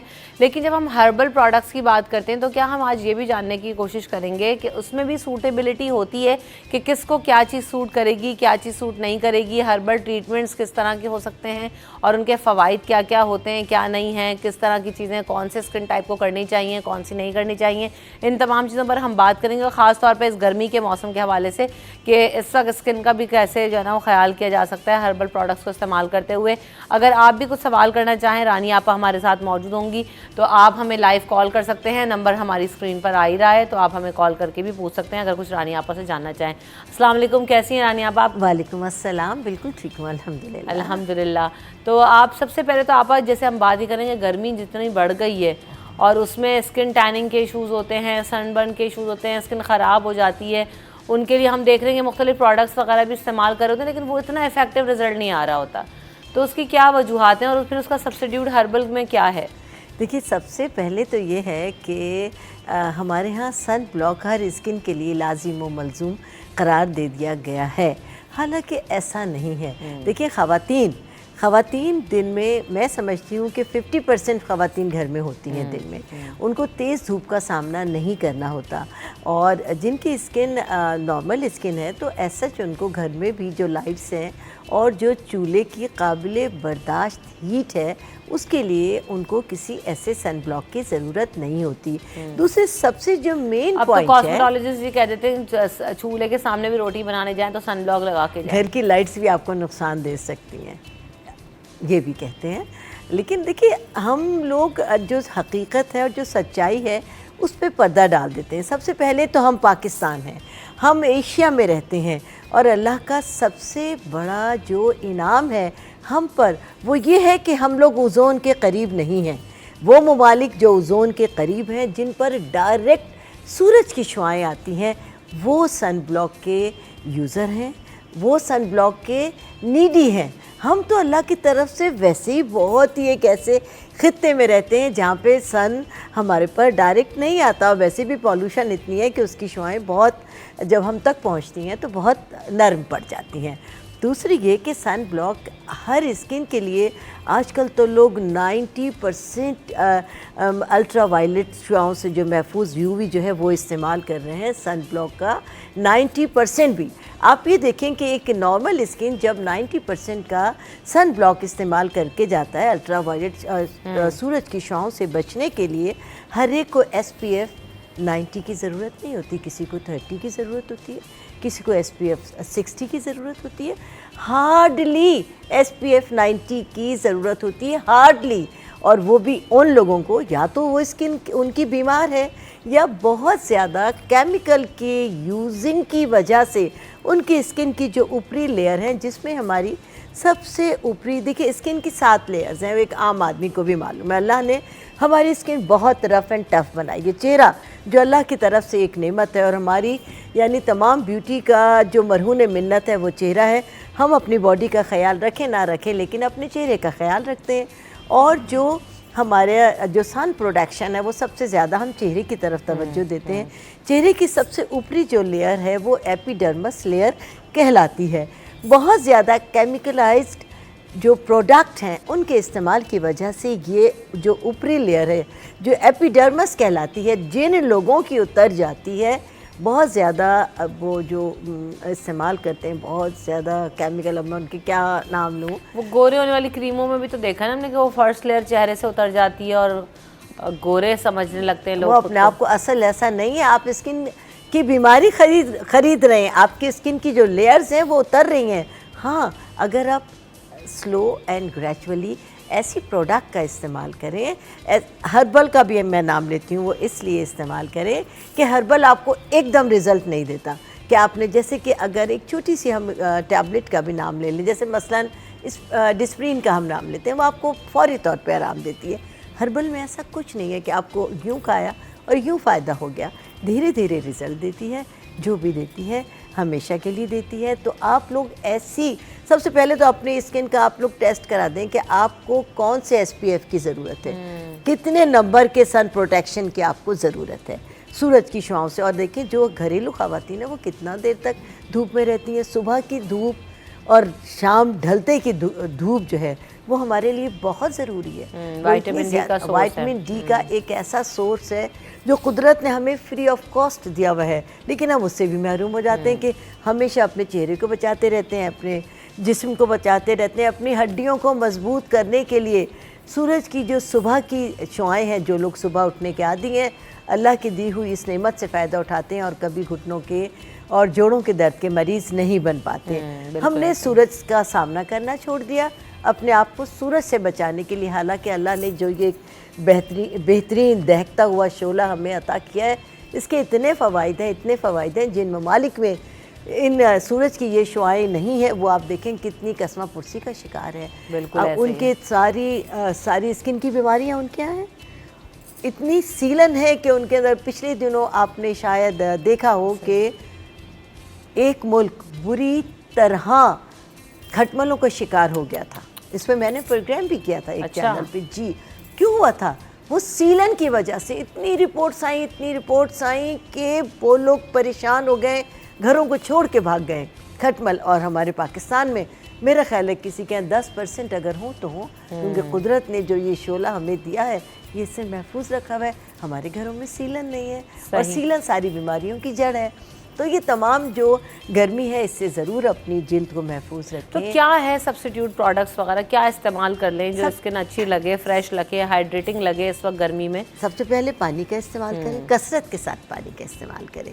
सादा पानी कुदरत की एक बेहतरीन ग़िज़ा है, लेकिन इसको और ताकतवर बनाने के लिए कि आपके जिस्म के जो टॉक्सिन हैं, जो हमारे अंदर ख़राबियाँ पैदा हो गई हैं हमारी बॉडी में गर्मी की वजह से, एक सबसे अहम बात कि जब आप बाहर से आएँ, बाहर से आने के बाद थोड़ी देर 1-2 मिनट रेस्ट करें, फौरी तौर पे ना नहाएं, फौरी तौर पर पानी ना पिएं। और जो घर वाले हैं उनको चाहिए कि वो टेबल पर एक जग हमेशा बनाकर रखें। आपके बच्चे स्कूल से आएँ, आपके बच्चे कॉलेज से आएँ, आपके शौहर, आपके भाई, आपके बेटे और आप ख़वातीन जब बहुत ज़्यादा हीट का काम करके आएँ, बाहर धूप से आएँ, तो एक जग अपने पास अपनी टेबल पे ऐसा बनाकर रखें कि उसमें आप आधा खीरा काट के डालें, इतना बड़ा अदरक का टुकड़ा काट कर डाल दीजिए और एक पुदीने की गट्ठी के पत्तों को आप अच्छी तरह तोड़िए, उसको धो लीजिए और इस पानी में डाल लीजिए।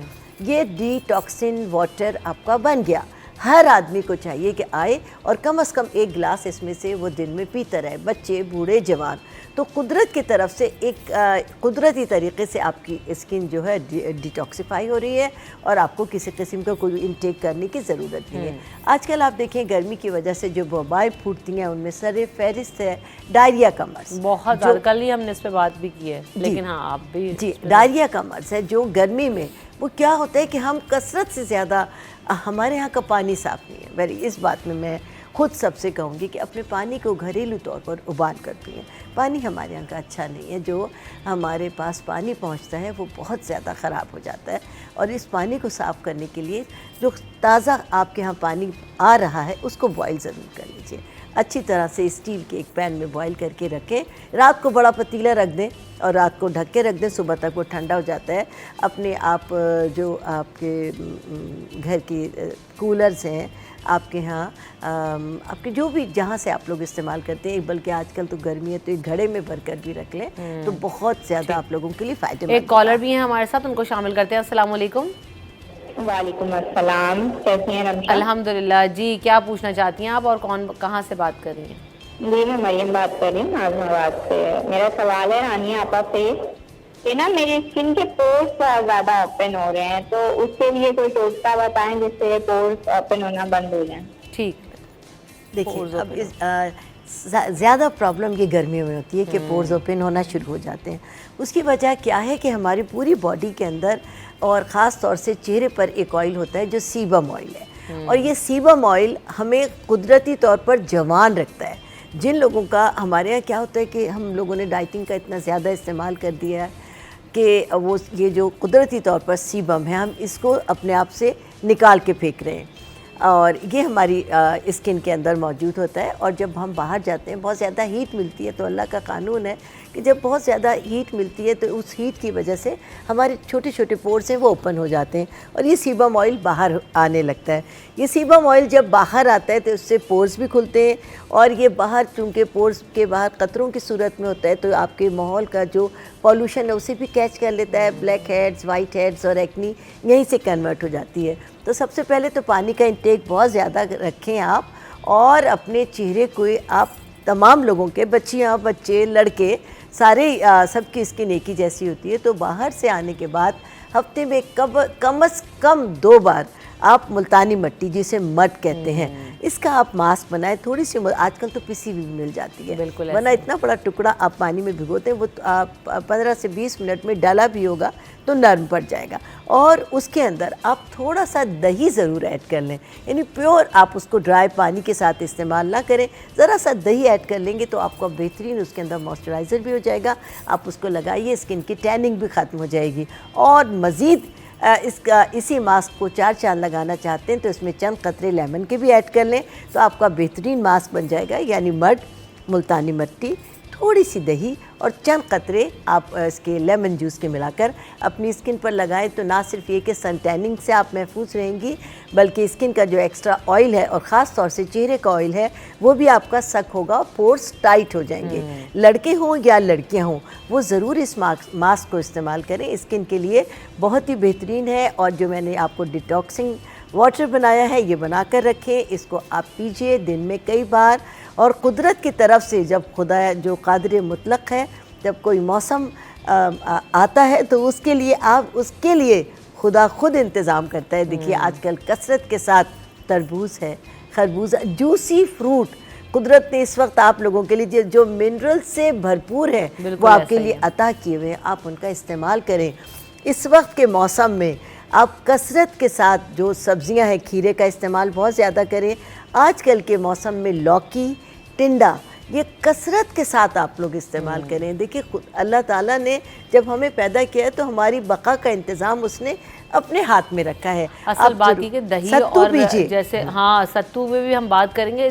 दही और जो सलाद है ये कितना इंपॉर्टेंट है ना, दोपहर के खाने में अगर आप ले लें साथ में अपने मील के साथ तो वो भी हेल्दी हो जाता है। और ये कि आपको ज़रूरी है इस वक्त बहुत ज़्यादा गर्मियों में तो एक वक्त मैं कहती हूँ अगर खाना ना भी खाएं और सैलेड आप बाउल भर के खा लें तो आपके लिए बहुत ज़्यादा फ़ायदेमंद है। और दही के एंजाइम ना सिर्फ ये कि आपकी बॉडी को ताकतवर रखते हैं, आपको बाहर के मौसम से बचाते हैं, बल्कि इंसान को जवान रखने में 60% किरदार अदा करती है दही। दही के एंजाइम हमेशा आपको जवान, गर्मी में जो है वो तो बेहतरीन चीज़ है, बेहतरीन सब्स्टिट्यूट है, कैल्शियम का जो है ना बेहतरीन सोर्स है। तो दही का इस्तेमाल तो वैसे भी डॉक्टर्स कहते हैं कि आपको रखना ही चाहिए हमेशा।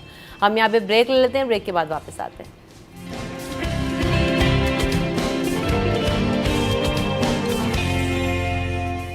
Welcome back in city at 10। बात हो रही है गर्मियों के हवाले से, स्किन के हवाले से, और ख़ास तौर पे सेहत का ख्याल रखना है तो हर्बल भी चीज़ें आप इस्तेमाल करें, नेचुरल चीज़ों के करीब रहें तो आप जो है ना वो हेल्दी भी रहेंगे, फिट भी रहेंगे।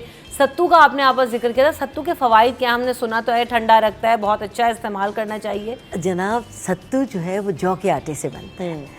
और देखिए हम तमाम जितनी भी डाइट्स आपको बताते हैं उसमें ख़ास तौर से ये बताते हैं कि बहुत सारे जो शुगर पेशेंट हैं अगर जौ के आटे का इस्तेमाल कर लें तो उनका सबसे पहले जौ में इतना ज़्यादा फ़ाइबर होता है, जो सत्तू हम इस्तेमाल करते हैं उसमें फ़ाइबर इतना ज़्यादा है कि अगर आप सत्तू की सूरत में भी वो आप लें तो आपका जो कॉन्स्टिपेशन है वो ख़त्म हो जाएगा। और दूसरे उसकी इफ़ादियत है कि वो इतना ज़्यादा ठंडा है कि आपकी जो जिस्म की गर्मी है उसको ख़त्म कर देगा।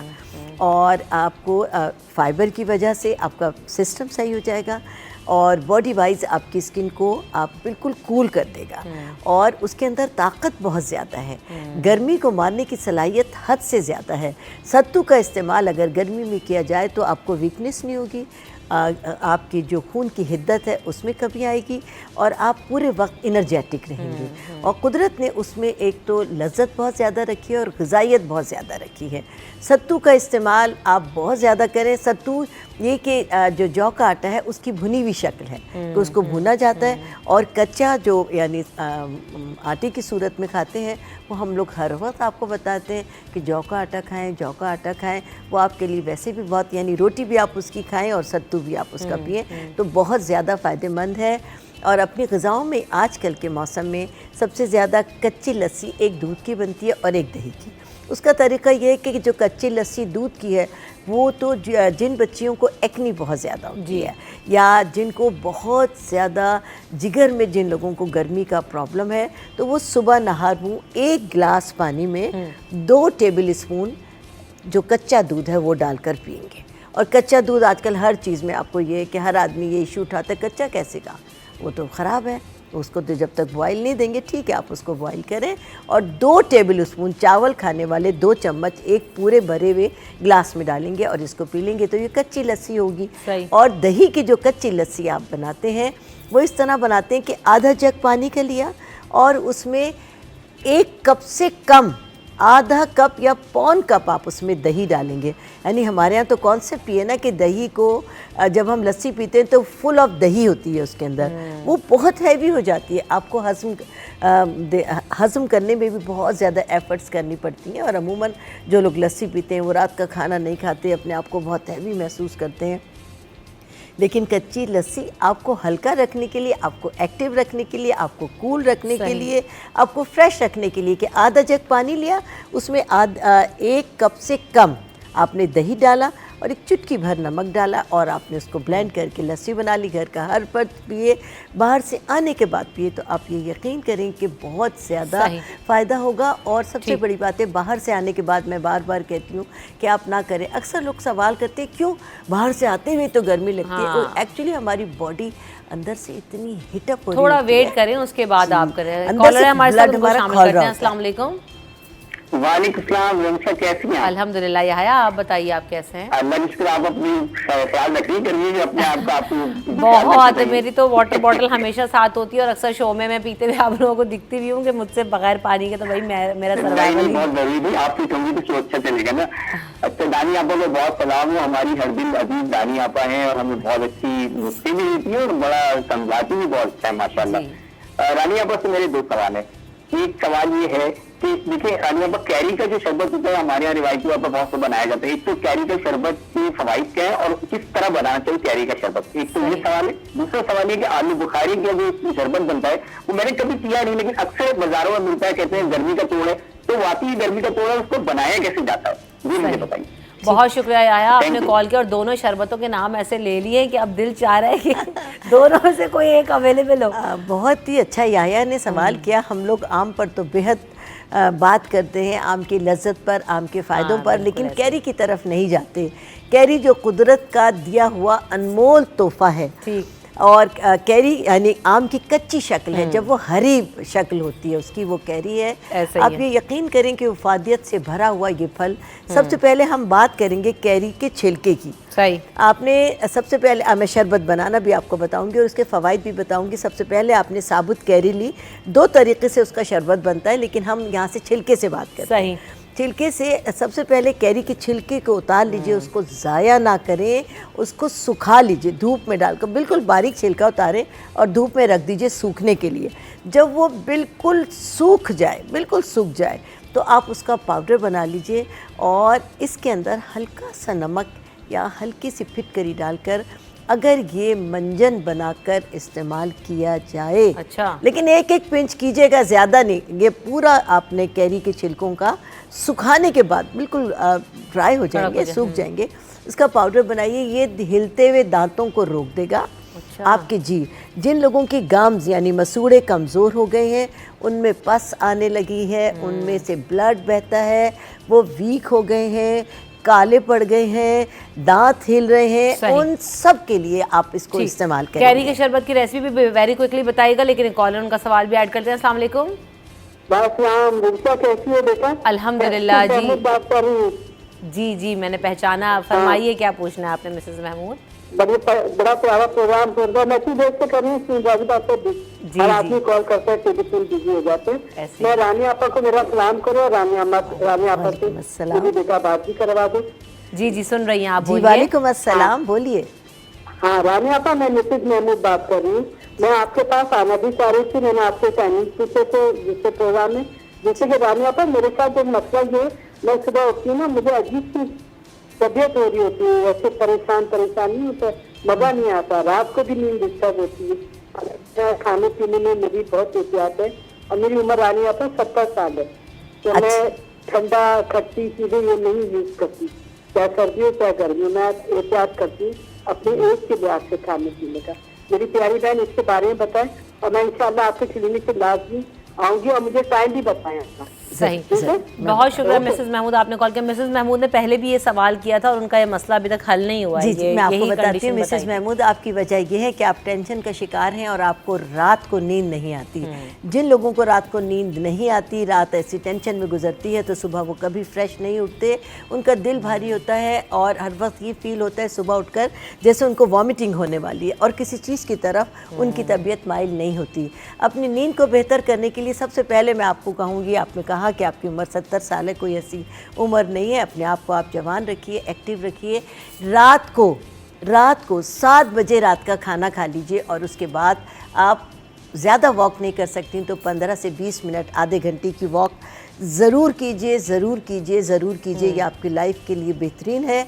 और इसके अलावा जब आप थक जाएंगी, जब आप थक गई हैं बिल्कुल, वॉक करके थोड़ा सा चलेंगी, थक जाएंगी, फिर उसके बाद इशा पढ़ लीजिए, आप जितने बजे भी आप पढ़ती हैं। उसके बाद मैं आपको एक इलाज बता रही हूँ कि खसखस जो हमारे घरों में आम तौर से मौजूद होती है, आप बाज़ार से ले लीजिए और 1 टेबल स्पून खसखस को 1 गिलास पानी में 1 गिलास दूध में पका लीजिए। जब अच्छी तरह से उसमें उबाल आ जाए तो आप छान लीजिए और खसखस खा सकती हैं तो वेल एंड गुड है, खा लीजिए और उसके बाद आप दूध पीकर सो जाइए, आपको बेहतरीन नींद आएगी और सुबह जब उठेंगी इंशाअल्लाह ताला आपका ये मसला हल हो जाएगा। अभी हमारे पास बात हुई थी आलू बुखारे की। वेरी क्विकली आप, मैं बस टाइम खत्म तो आप रात को 1-2 आलू बुखारे भिगो दीजिए और सुबह उसका पानी आप पी लीजिए इंशाअल्लाह। और जब आप मेरे पास आएँ, सुबह 11 से शाम 8 बजे तक मेरे सैलून पर होती हूँ, बराबर में मेरा बेटा होता है, आप आने से पहले हमें फ़ोन कर लीजिएगा। और कैरी की चटनी, कैरी के शरबत के बारे में मैं आपको बता दूं कि कैरी आपने छील कर उसको बिल्कुल बारीक बारीक बारीक बारीक काट लिया, छिलका अलग कर दिया, उसके बाद आप उसको आधा किलो अगर कैरी है तो 1 किलो पानी के अंदर, इससे ज़्यादा ले सकते हैं, इससे कम नहीं, उस पानी के अंदर उसको धीमी आंच पर उबलने के लिए रख दीजिए। थोड़ी देर में आपको लगेगा कि वो गल गई है। फिर उसके अंदर जितना ये कैरी है, जितनी कैरी है उतनी ही उसके चीनी डाल के और छोटी इलायचियाँ 8 से 10 छील कर उसका सिर्फ और सिर्फ अंदर के जो दाने हैं वो डाल दीजिए, इसको पकने के लिए छोड़ दीजिए। जब ये बिल्कुल अच्छी तरह चीनी आपकी मेल्ट हो जाए, हाँ एक जान हो जाए, तो आप देख लीजिए शीरा ना बने, पतला रहे, ठीक, तो आप ठंडा होकर इसको छान लीजिए, अपनी बॉटल्स में रख लीजिए और दिन में जितनी बार भी कोई आपके घर मेहमान आए, आप खुद हों, तो 1 गिलास पानी लीजिए, इसमें थोड़ा सा आप ये डालें, ये कैरी का शरबत तैयार है और ये स्क्वैश आपका ख़राब नहीं होगा 6 माह। सही, आप इसको स्टोर भी कर सकते हैं। थैंक यू सो मच आपा for coming in the show. यहाँ पर हम ब्रेक की तरफ बढ़ेंगे, ब्रेक के बाद हाजिर होंगे।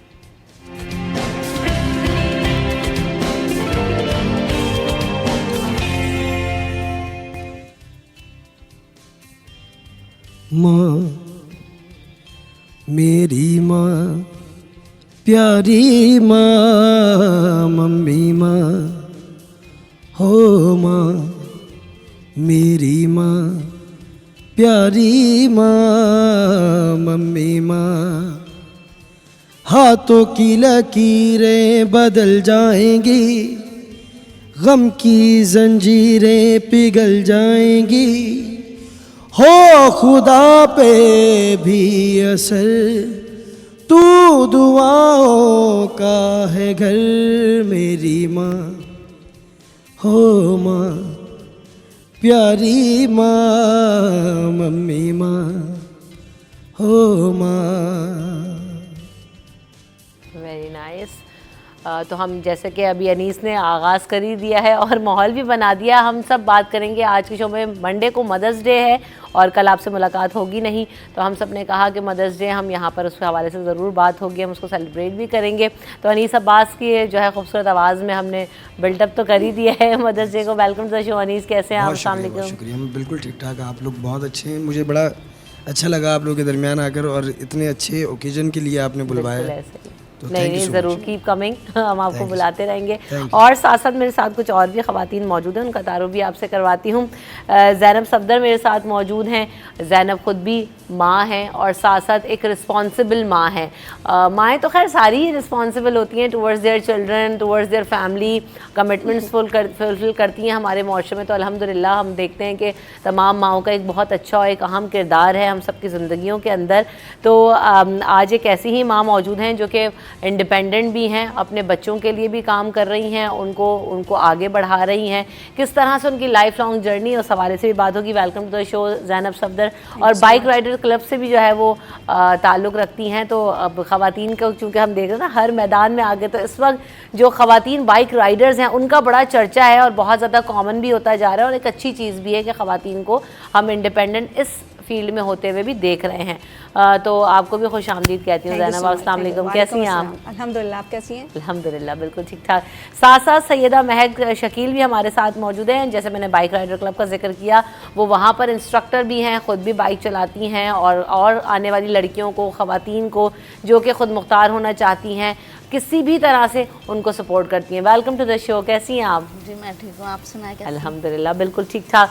तो जिस तरह मैंने ज़ैनब बात की, तो बीइंग अ मदर, मैं खुद भी एक माँ हूँ, तो मुझे पता है कि कितना चैलेंजिंग होता है बच्चों के साथ सब घर मैनेज करना, बच्चों को मैनेज करना, बच्चों की तरबियत करना। तो ये बहुत सारे रोल्स होते हैं। मैं चाहूँगी कि आप भी अपने बारे में कुछ बताएं, आपके कितने बच्चे हैं और बीइंग अ मदर कितना मुश्किल होता है इन सब चीज़ों को मैनेज करना और लेकर चलना। अल्हम्दुलिल्लाह मेरे 3 बच्चे हैं माशाल्लाह, और तीनों स्टडी कर रहे हैं। बड़े वाले जो है ओ लेवल्स कर रहे हैं। अरे वाह ज़बरदस्त। तो ओ लेवल्स के एग्जाम्स हो रहे हैं। यस, एग्जाम्स हो रहे हैं। ओ लेवल्स के खर्चे तो आपको पता है माशाल्लाह से बहुत है बिल्कुल। तो बस ये है कि उसके हिसाब से ही हम लोग जो है सारे काम कर रहे हैं, घर में काम करते हैं, साथ में जो है मैं अपनी एज ए मैनेजर वहाँ पर राउडी राइडर्स में जॉब कर रही हूँ। और मेरे हस्बैंड जो हैं वो एज अकाउंटेंट कहीं और फर्म में, प्राइवेट फर्म में काम करते हैं। सही सही सही। तो ये बताएं कि बीइंग अ मदर आप जब, और दूसरे जो 2 बच्चे हैं वो छोटे हैं, बड़े हैं, उनकी क्या एज है? छोटे हैं, मतलब इतने छोटे भी नहीं हैं, लेकिन छोटी मेरी बेटी है वो 7 साल की माशाल्लाह से। और दूसरे नंबर वाले हैं वो 12 साल के हैं। सही। और बड़े तो मैं आपको बताया ओ लेवल्स कर रहे हैं। तो मैनेज कर लेते हैं बच्चे खुद को। आप जब जाती हैं टाइमिंग्स वगैरह, तो कैसे जो है ना वो घर मैनेज, हस्बैंड भी चले जाते हैं? मॉर्निंग में तो सारे ज़्यादा पता घर के काम करने हैं, एज अ मदर मुझे वहाँ पे काम करने हैं, घर में सारे खाना वाना बना के सारे काम करके, फिर बच्चे जब आते हैं स्कूल से तो उनको खाना दे के फिर मैं निकलती हूँ। जब वो मदरसा आ जाते हैं तो वह मैं अपने काम पे चली जाती हूँ। और वो शाम में जब आते हैं तो वो मैं नहीं मिलती उनको।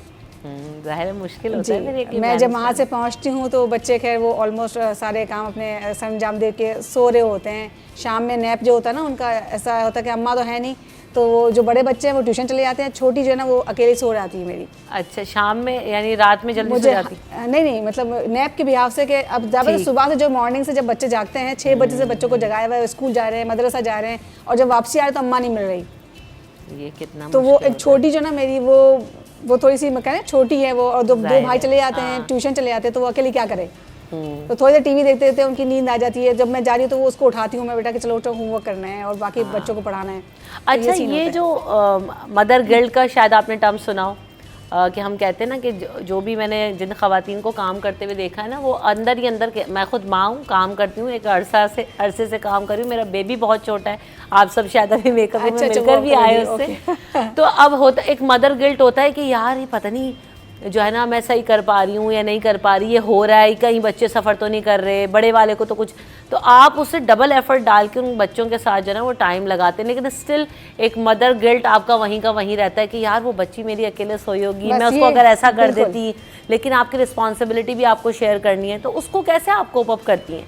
बस मैंने कहा ना कि हाँ, मुझे उस वक्त बहुत ज़्यादा, जब मैं घर जाती हूँ तो वो अकेले पूरे घर में अकेले, वो कहीं कोने में जाके सो रही होती है, मोबाइल देखते देखते सो जाती है बच्ची मेरी, तो उस वक्त मुझे गिल्ट फील होता है कि बच्ची बेचारी मेरी, मतलब ज़्यादा पता है बड़े भाई तो चले गए हैं, वो अकेली है और वो अकेली घर को देखती है, थक जाती है, सो जाती है, तो उस वक्त मुझे फील होता है। फिर उसके बाद मैं उठाती हूँ उसको, बहुत प्यार से थोड़ी देर खेलती हूँ उसके साथ में, फिर उसको खेल में ही होमवर्क करवाती हूँ ताकि उसको बिल्कुल भी फील ना हो।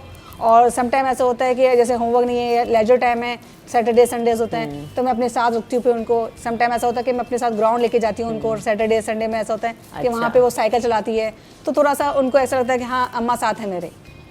यही तो मैं कह रही हूँ कि मैं जो बात अभी मैंने की थी ना कि मदर गिल्ट ऐसी चीज़ होती है कि आप उससे डबल ट्रिपल एफर्ट डालते हैं। अब आप घरों में जो अम्माएँ हैं जी वो बहुत कम मैंने देखा है कि खेल रही होती हैं, क्योंकि इतनी ऑक्युपाइड होती हैं। उसमें उनको मैं कसूरवार नहीं ठहराऊंगी या मैं उनको ये नहीं कहूँगी जो आप क्यों नहीं करती। तो ये है कि हमें, मैंने देखा है ज़्यादा एफर्ट्स डालना पड़ते हैं बच्चों को टाइम देने के लिए, उस हवाले से भी। खैर बहरहाल महक, आप मुझे अपने बताएं जर्नी, क्योंकि ख़वातीन जो है ना अब बाइक राइडिंग की तरफ आ रही हैं या हम देखते हैं कि न्यू फील्ड्स की तरफ आ रही हैं, तो उसके लिए घर वालों की सपोर्ट होना, माँ बाप की सपोर्ट हुए बगैर ही सब कुछ नहीं हो सकता। और मैं चाहूँगी कि अपने बारे में भी आप कुछ बताएं कि आप कैसे यहाँ तक पहुँची हैं। मैं पहले शुरू मुझे बहुत शौक था बाइक चलाने का, मैं चाहती थी मैं चलाऊं, तो मेरे अब्बू बोलते थे नहीं तुम्हारा कद छोटा है, तुम गिर जाओगी, तुम नहीं चला पाओगी। तो अब्बू डरते भी थे, मैं बोलती थी आप अपनी बाइक दे मुझे, मैं चलाऊंगी। तो नहीं देते थे। असल में मेरे जो है, मेरे कोई भाई नहीं है, मेरी 4 बहनें माशाल्लाह। तो सबसे बड़ी 2 बहनें, पहले 2 बहनें, फिर मैं हूँ, फिर मैं सेकंड लास्ट हूँ।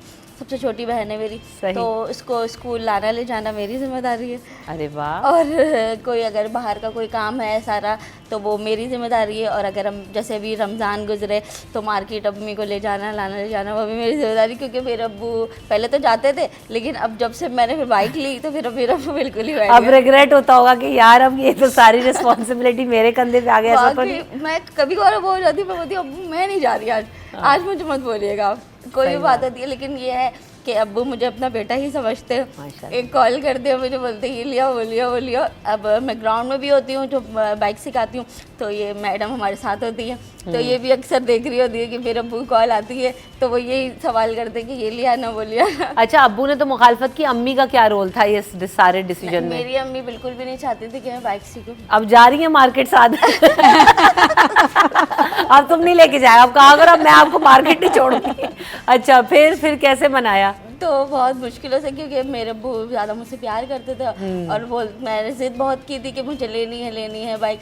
तो उस टाइम नहीं चला रही थी। जब मैंने बाइक ली और चलाना सीखी उस टाइम बहुत कम लड़कियां थी, बहुत मुश्किल होता था। जब मैं रोड पे निकलती थी इस तरह लोग हुटिंग कर रहे होते थे, देखते थे पागलों की तरह कि कुछ अजूबा जा रहा है। हाँ बिल्कुल ऐसा ही। कितना टाइम हो गया आपको बाइक राइडिंग करते हुए? मैं 9th क्लास में मैंने चलाई थी, मुझे 5 साल हो गए। ओह, उस वक्त तो वाकई 5 साल पहले तो बिल्कुल ऐसा नहीं की तरह ही देखते थे कि हैं लड़की। अभी भी ऐसे ही है, अभी भी हैरेसमेंट अभी हालांकि इतना कॉमन हो गया, लेकिन उसके बावजूद जो ना मिडिल क्लास जो रिक्शा ड्राइवर, स्पेशली रिक्शा वाले जो होते हैं ना, वो जानबूझ के पीछे से पाँव हैरेसमेंट करते हैं। रिक्शा वाले तंग करते हैं, लिटरली मैं बताऊँ कि रिक्शा वाले हमें बहुत तंग करते हैं। और मैं रिक्शे वालों को तंग करती हूँ, पाओ क्यों तुम गलत ट्रैक पे चला रहे हो, तुम्हें पता है रिक्शा तेज नहीं चलेगा, मैं स्पीड में आऊंगी तो जगह दे दो, लेकिन वो नहीं देंगे। तो हमारे यहाँ ये ट्रैफिक रूल्स की वायलेशंस बहुत ज़्यादा है, जिसका ख़वातीन जो बाइक राइडर्स हैं, ना सिर्फ ड्राइविंग करने वाले, वो भी मुश्किल का सामना करना पड़ रहा होता है। ऐसा ही है। हमें बहुत दफ़ा बहुत प्रॉब्लम्स होती हैं जब हम घर से निकलते हैं, हम ये सोचते हैं कि हम पहुँच जाएंगे, लेकिन समटाइम ऐसे मतलब हालात होते हैं कि हम जैसे यहाँ आने में हमें इतनी दिक्कत हुई, वहाँ से घर से यहाँ तक पहुँचने में हमने 10 दफ़ा स्टे किया है और सबसे पूछा, लेकिन लोगों ने हमें दिया है, रास्ता बताया है, हमें सही से बताया, गाइड किया अच्छा सा। ये अल्लाह का शुक्र है कि गाइड कर लेते हैं। अच्छे बुरे लोग तो खैर सभी जगह पर मौजूद हैं। अच्छा, अनीस से भी बात करेंगे after coming from the break कि अनीस आप भी यहाँ तक पहुँचे हो, सिंगर हो, आपकी जर्नी के बारे में भी पूछूंगी और फिर आपकी मदर कितनी जो है ना वो सपोर्टिव रही, इस पर बात होगी आफ्टर दिस ब्रेक।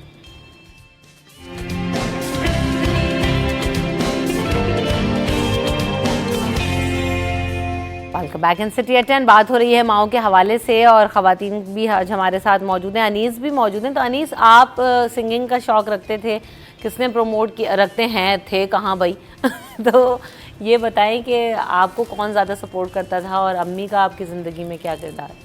अम्मी का जो है किरदार ज़िंदगी में वो बहुत बेहतरीन है और हर औलाद के लिए माँ जो है वो बिल्कुल बहुत ज़रूरी है। बिल्कुल, जिनके पास नहीं है अल्लाह पाक उनके दिल के हाल जानता है। बिल्कुल। लेकिन मुझे सबसे ज़्यादा सपोर्ट मेरे पापा ने किया, हाँ, उनके साथ मेरी अम्मी ने किया। सही। क्योंकि मैं भी बहुत ज़्यादा मिडिल क्लास फैमिली से बिलोंग करता हूँ, तो जब स्टार्ट लिया था तो किसी चीज़ के पैसे वगैरह कुछ नहीं मिलते। सही। तो उसमें भी मेरी वालदा ये कहती थी काम करो, मेहनत करो, घर की टेंशन नहीं लेनी, इंशाल्लाह अल्लाह जब नाम कर देगा तो पैसा बहुत कमा लेंगे।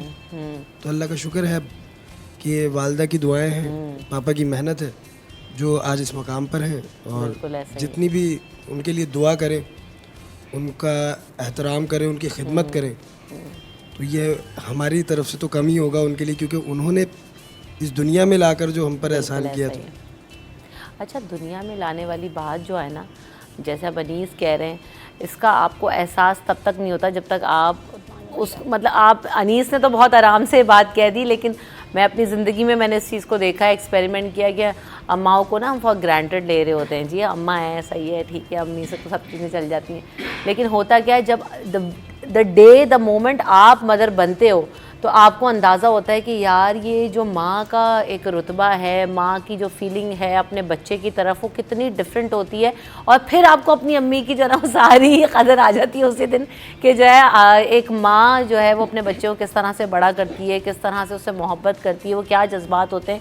तो मेरे ख्याल से ये तो जो है ज़ैनब इस चीज़ को रिलेट कर सकेंगी मेरे साथ। ऐसा है ज़ैनब कि अपनी अम्मा से बहुत ज़्यादा मोहब्बत हो जाती है उस दिन के बाद? बेशक बेशक, ये बात बिल्कुल सही है। और हम जो है पहले जो अम्मा को समझते नहीं है, उसके बाद हमें समझ में आने लग जाता है कि अम्मा है क्या चीज और वो क्या बोलना चाह रही थी, क्या बोल रही थी उस वक्त, क्या नसीहतें बातें याद आ रही होती क्या नसीहतें की थी उस वक्त, हमने सुनी अनसुनी कर ली थी। अब जाके वो हमें पता चलता है कि रियल लाइफ में क्या है। बिल्कुल बिल्कुल ऐसे। तो वो चीज़ें हमें बहुत इंपॉर्टेंट रखती है हमारे लिए। लिटरली मैं बताऊं कि वो बहुत जो हमें नसीहतें जो मिलती है ना कि मतलब मैं अपने बच्चों से अब कहती हूँ तो मेरे बच्चे कहते हैं अम्मा रहने दे वो सब। हाँ, और ग्रांटेड वही कह हाँ, अब वो मतलब उनको लगता है कि ये पता नहीं कौन से 1960 की बातें कर रही हैं, जबकि ऐसे नहीं है। जब वो बच्चे बड़े होंगे, मैं उनसे अब ये कहती हूँ कि आप जब बड़े होगे ना, आप बाप माँ बन जाओगे ना, तब आप पता चलेगा, समझ आएगी बात। बिल्कुल ऐसा ही है। इसी तरह जैसे अब मेरा बेटा है, अगर कोई चीज़ ज़्यादा इलेक्ट्रिक यूज़ कर रहा है, अब बिला वजह पंखे चले हुए घर में, ज़्यादा इलेक्ट्रिक का बिल इतना ज़्यादा आ रहा है, हम कह रहे हैं पंखे बंद करें। अब वो जो है पापा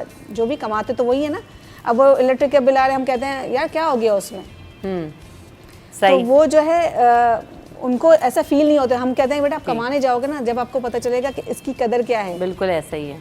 ये चीज़ जो आप ज़ाया कर रहे हो, कोई भी चीज़ अगर खाने पीने की चीज़ भी अगर वो ज़ाया करते तो हम उनको ये रियलाइज़ करवाते हैं कि बेटा जब आप कमाओगे ना, अपनी कमाई से पता चलेगा आपको कि क्या किस तरह कमाया जाता है और किस तरह ये ज़ाया होता है। ये सब एहसास जो है ना वो माँ बाप की जिम्मेदारी है बच्चों के अंदर पैदा करें, और वो होते हैं। आप मदर्स डे पर कुछ कहना चाहती हैं? फिर हम अनीस से जाते जाते एक गाना भी सुनेंगे। वेरी क्विकली बेटा। मैं मदर नहीं हूँ ना। तो अम्मी भाई बेटी तो हो अम्मी है आपकी कि नहीं है, या बस बाबा की बेटी है? अम्मी है, लेकिन ये है कि अम्मी मेरी बोलती है नहीं ऐसा कुछ नहीं है, मतलब वो बोले अम्मी को सेलिब्रेट करें। अम्मी मेरी अम्मी थोड़ी सी ना चाहती है कि बस अपने अपने में रहें, ज़्यादा वो नहीं करती सही कि मदर्स डे हो ये हो इसलिए। हाँ, लेकिन हम इन चीज़ों को इसलिए कहते हैं, मैं भी ये कहती हूँ कि ज़रूरी नहीं है, मैं अभी उसी जो है वो कैटेगरी में हूँ जहाँ पर आपकी अम्मी के। मैं ज़रूरी नहीं कहती कि जी बर्थडे है या आपका कोई वैलेंटाइन डे है या मदर्स डे है तो ही आपको सारी मोहब्बतें याद आ जाएंगी, ऐसा नहीं है। हम जिस सोसाइटी में, हम जिस माशरे में रह रहे हैं, हम अपनी माओ से बहुत प्यार करते हैं, हर दिन करते हैं, और हमें करना भी चाहिए और हमें उसका इजहार भी करना चाहिए। बस ये ठीक है दिन आते हैं तो बहुत सारी चीज़ें रिकॉल करने के लिए हो जाते हैं, अच्छी बात है। आप उसको जो सेलिब्रेट करना चाहे, जैसे करना चाहे अपने अंदाज में आप करें, बिल्कुल करें, मनाएं, अपने माओ से मोहब्बत का इजहार करें। माँ वो हस्ती है जो बड़ी एक एफ़र्ट लगाती है और अपने बच्चे को एक परवान चढ़ाती है, उसकी किरदार साजी करती है, जैसी भी माँ हो। लेकिन अगर वो माँ ना हो तो बच्चों की पर्सनालिटीज़ बहुत शैटर हो जाती हैं और बच्चे माँ के बगैर कोप अप नहीं कर सकते। तो सारी माओं को सलाम, वो भले घर में रहती हैं, वो काम करती हैं, वो अपने बच्चों की जो भी उनके साथ तरबियत करती हैं, जैसे भी करती हैं, लेकिन माँ का रुतबा तो अल्लाह ताला ने कहा है ना कि माँ के कदमों तले जन्नत है, और माँ को जो रुतबा अल्लाह ताला ने दे दिया तो फिर उस पर कोई सवाल नहीं है। तो तमाम माओं को हम सब की तरफ से सलाम। जाते जाते अनीस आप कुछ सुना दें। कभी मैं देखूं, कभी मैं सोचूं, ये दुनिया क्या कुछ भी नहीं है, तू जो नहीं तो कुछ भी नहीं है, तेरे बिना माँ कुछ भी नहीं है। ओ माँ मुझको झूलाओ ना झूला रे माँ, मुझको झूलाओ ना झूला, जरा हौले हिलाओ माँ झूला रे, जरा मुझको झूलाओ माँ झूला रे माँ, मुझको झूलाओ ना झूला। जन्नत मेरी है पाँव तेरे, कौन है जो इनकारी करे, मैंने जो कुछ कहा दरगुजर ना करो, अपनी माँ को खफा उम्र भर ना करो। कभी मैं देखूं कभी मैं सोचूं, ये दुनिया क्या कुछ भी नहीं है, तू जो नहीं तो कुछ भी नहीं है, तेरे बिना माँ कुछ भी नहीं है। ओ माँ मुझको झुलाओ ना झूला, रे माँ मुझको झुलाओ ना झूला। ये झूला झुलाना भी जो है ना वो माँ के लिए एक बड़ी एफर्ट है, और जब वो हाथ थक जाते हैं, जब बच्चे सो नहीं पाते हैं, तो एक बड़ी एफर्ट माएँ लगाती हैं। हम इसी अगर माँ को कोप अप करना पड़े तो हम नहीं कर सकते, और इसका जो बदला है ना वो किसी भी माँ का हम नहीं दे सकते। मैं शायद बात भी ना कर सकूँ। ज़ैनब आप कुछ कहेंगी? मैं सिर्फ ये कहूँगी कि माँ के लिए कोई एक दिन मखसूस नहीं है, हर दिन माँ का दिन है। एग्जैक्टली। अपनी माँओं का ख्याल रखें। बहुत सारी माएँ ऐसी भी हैं, मदर्स डे पर अब इस चीज़ को भी नहीं भूल सकते कि जो माँओं को छोड़ देते हैं, और वो बहुत सारे सेंटर्स में हमें नज़र आती हैं। घरों में माएँ मौजूद हैं लेकिन हम उनका ख्याल नहीं करते, उन्हें पूछते नहीं हैं, उनके पास बैठते नहीं हैं। तो बहुत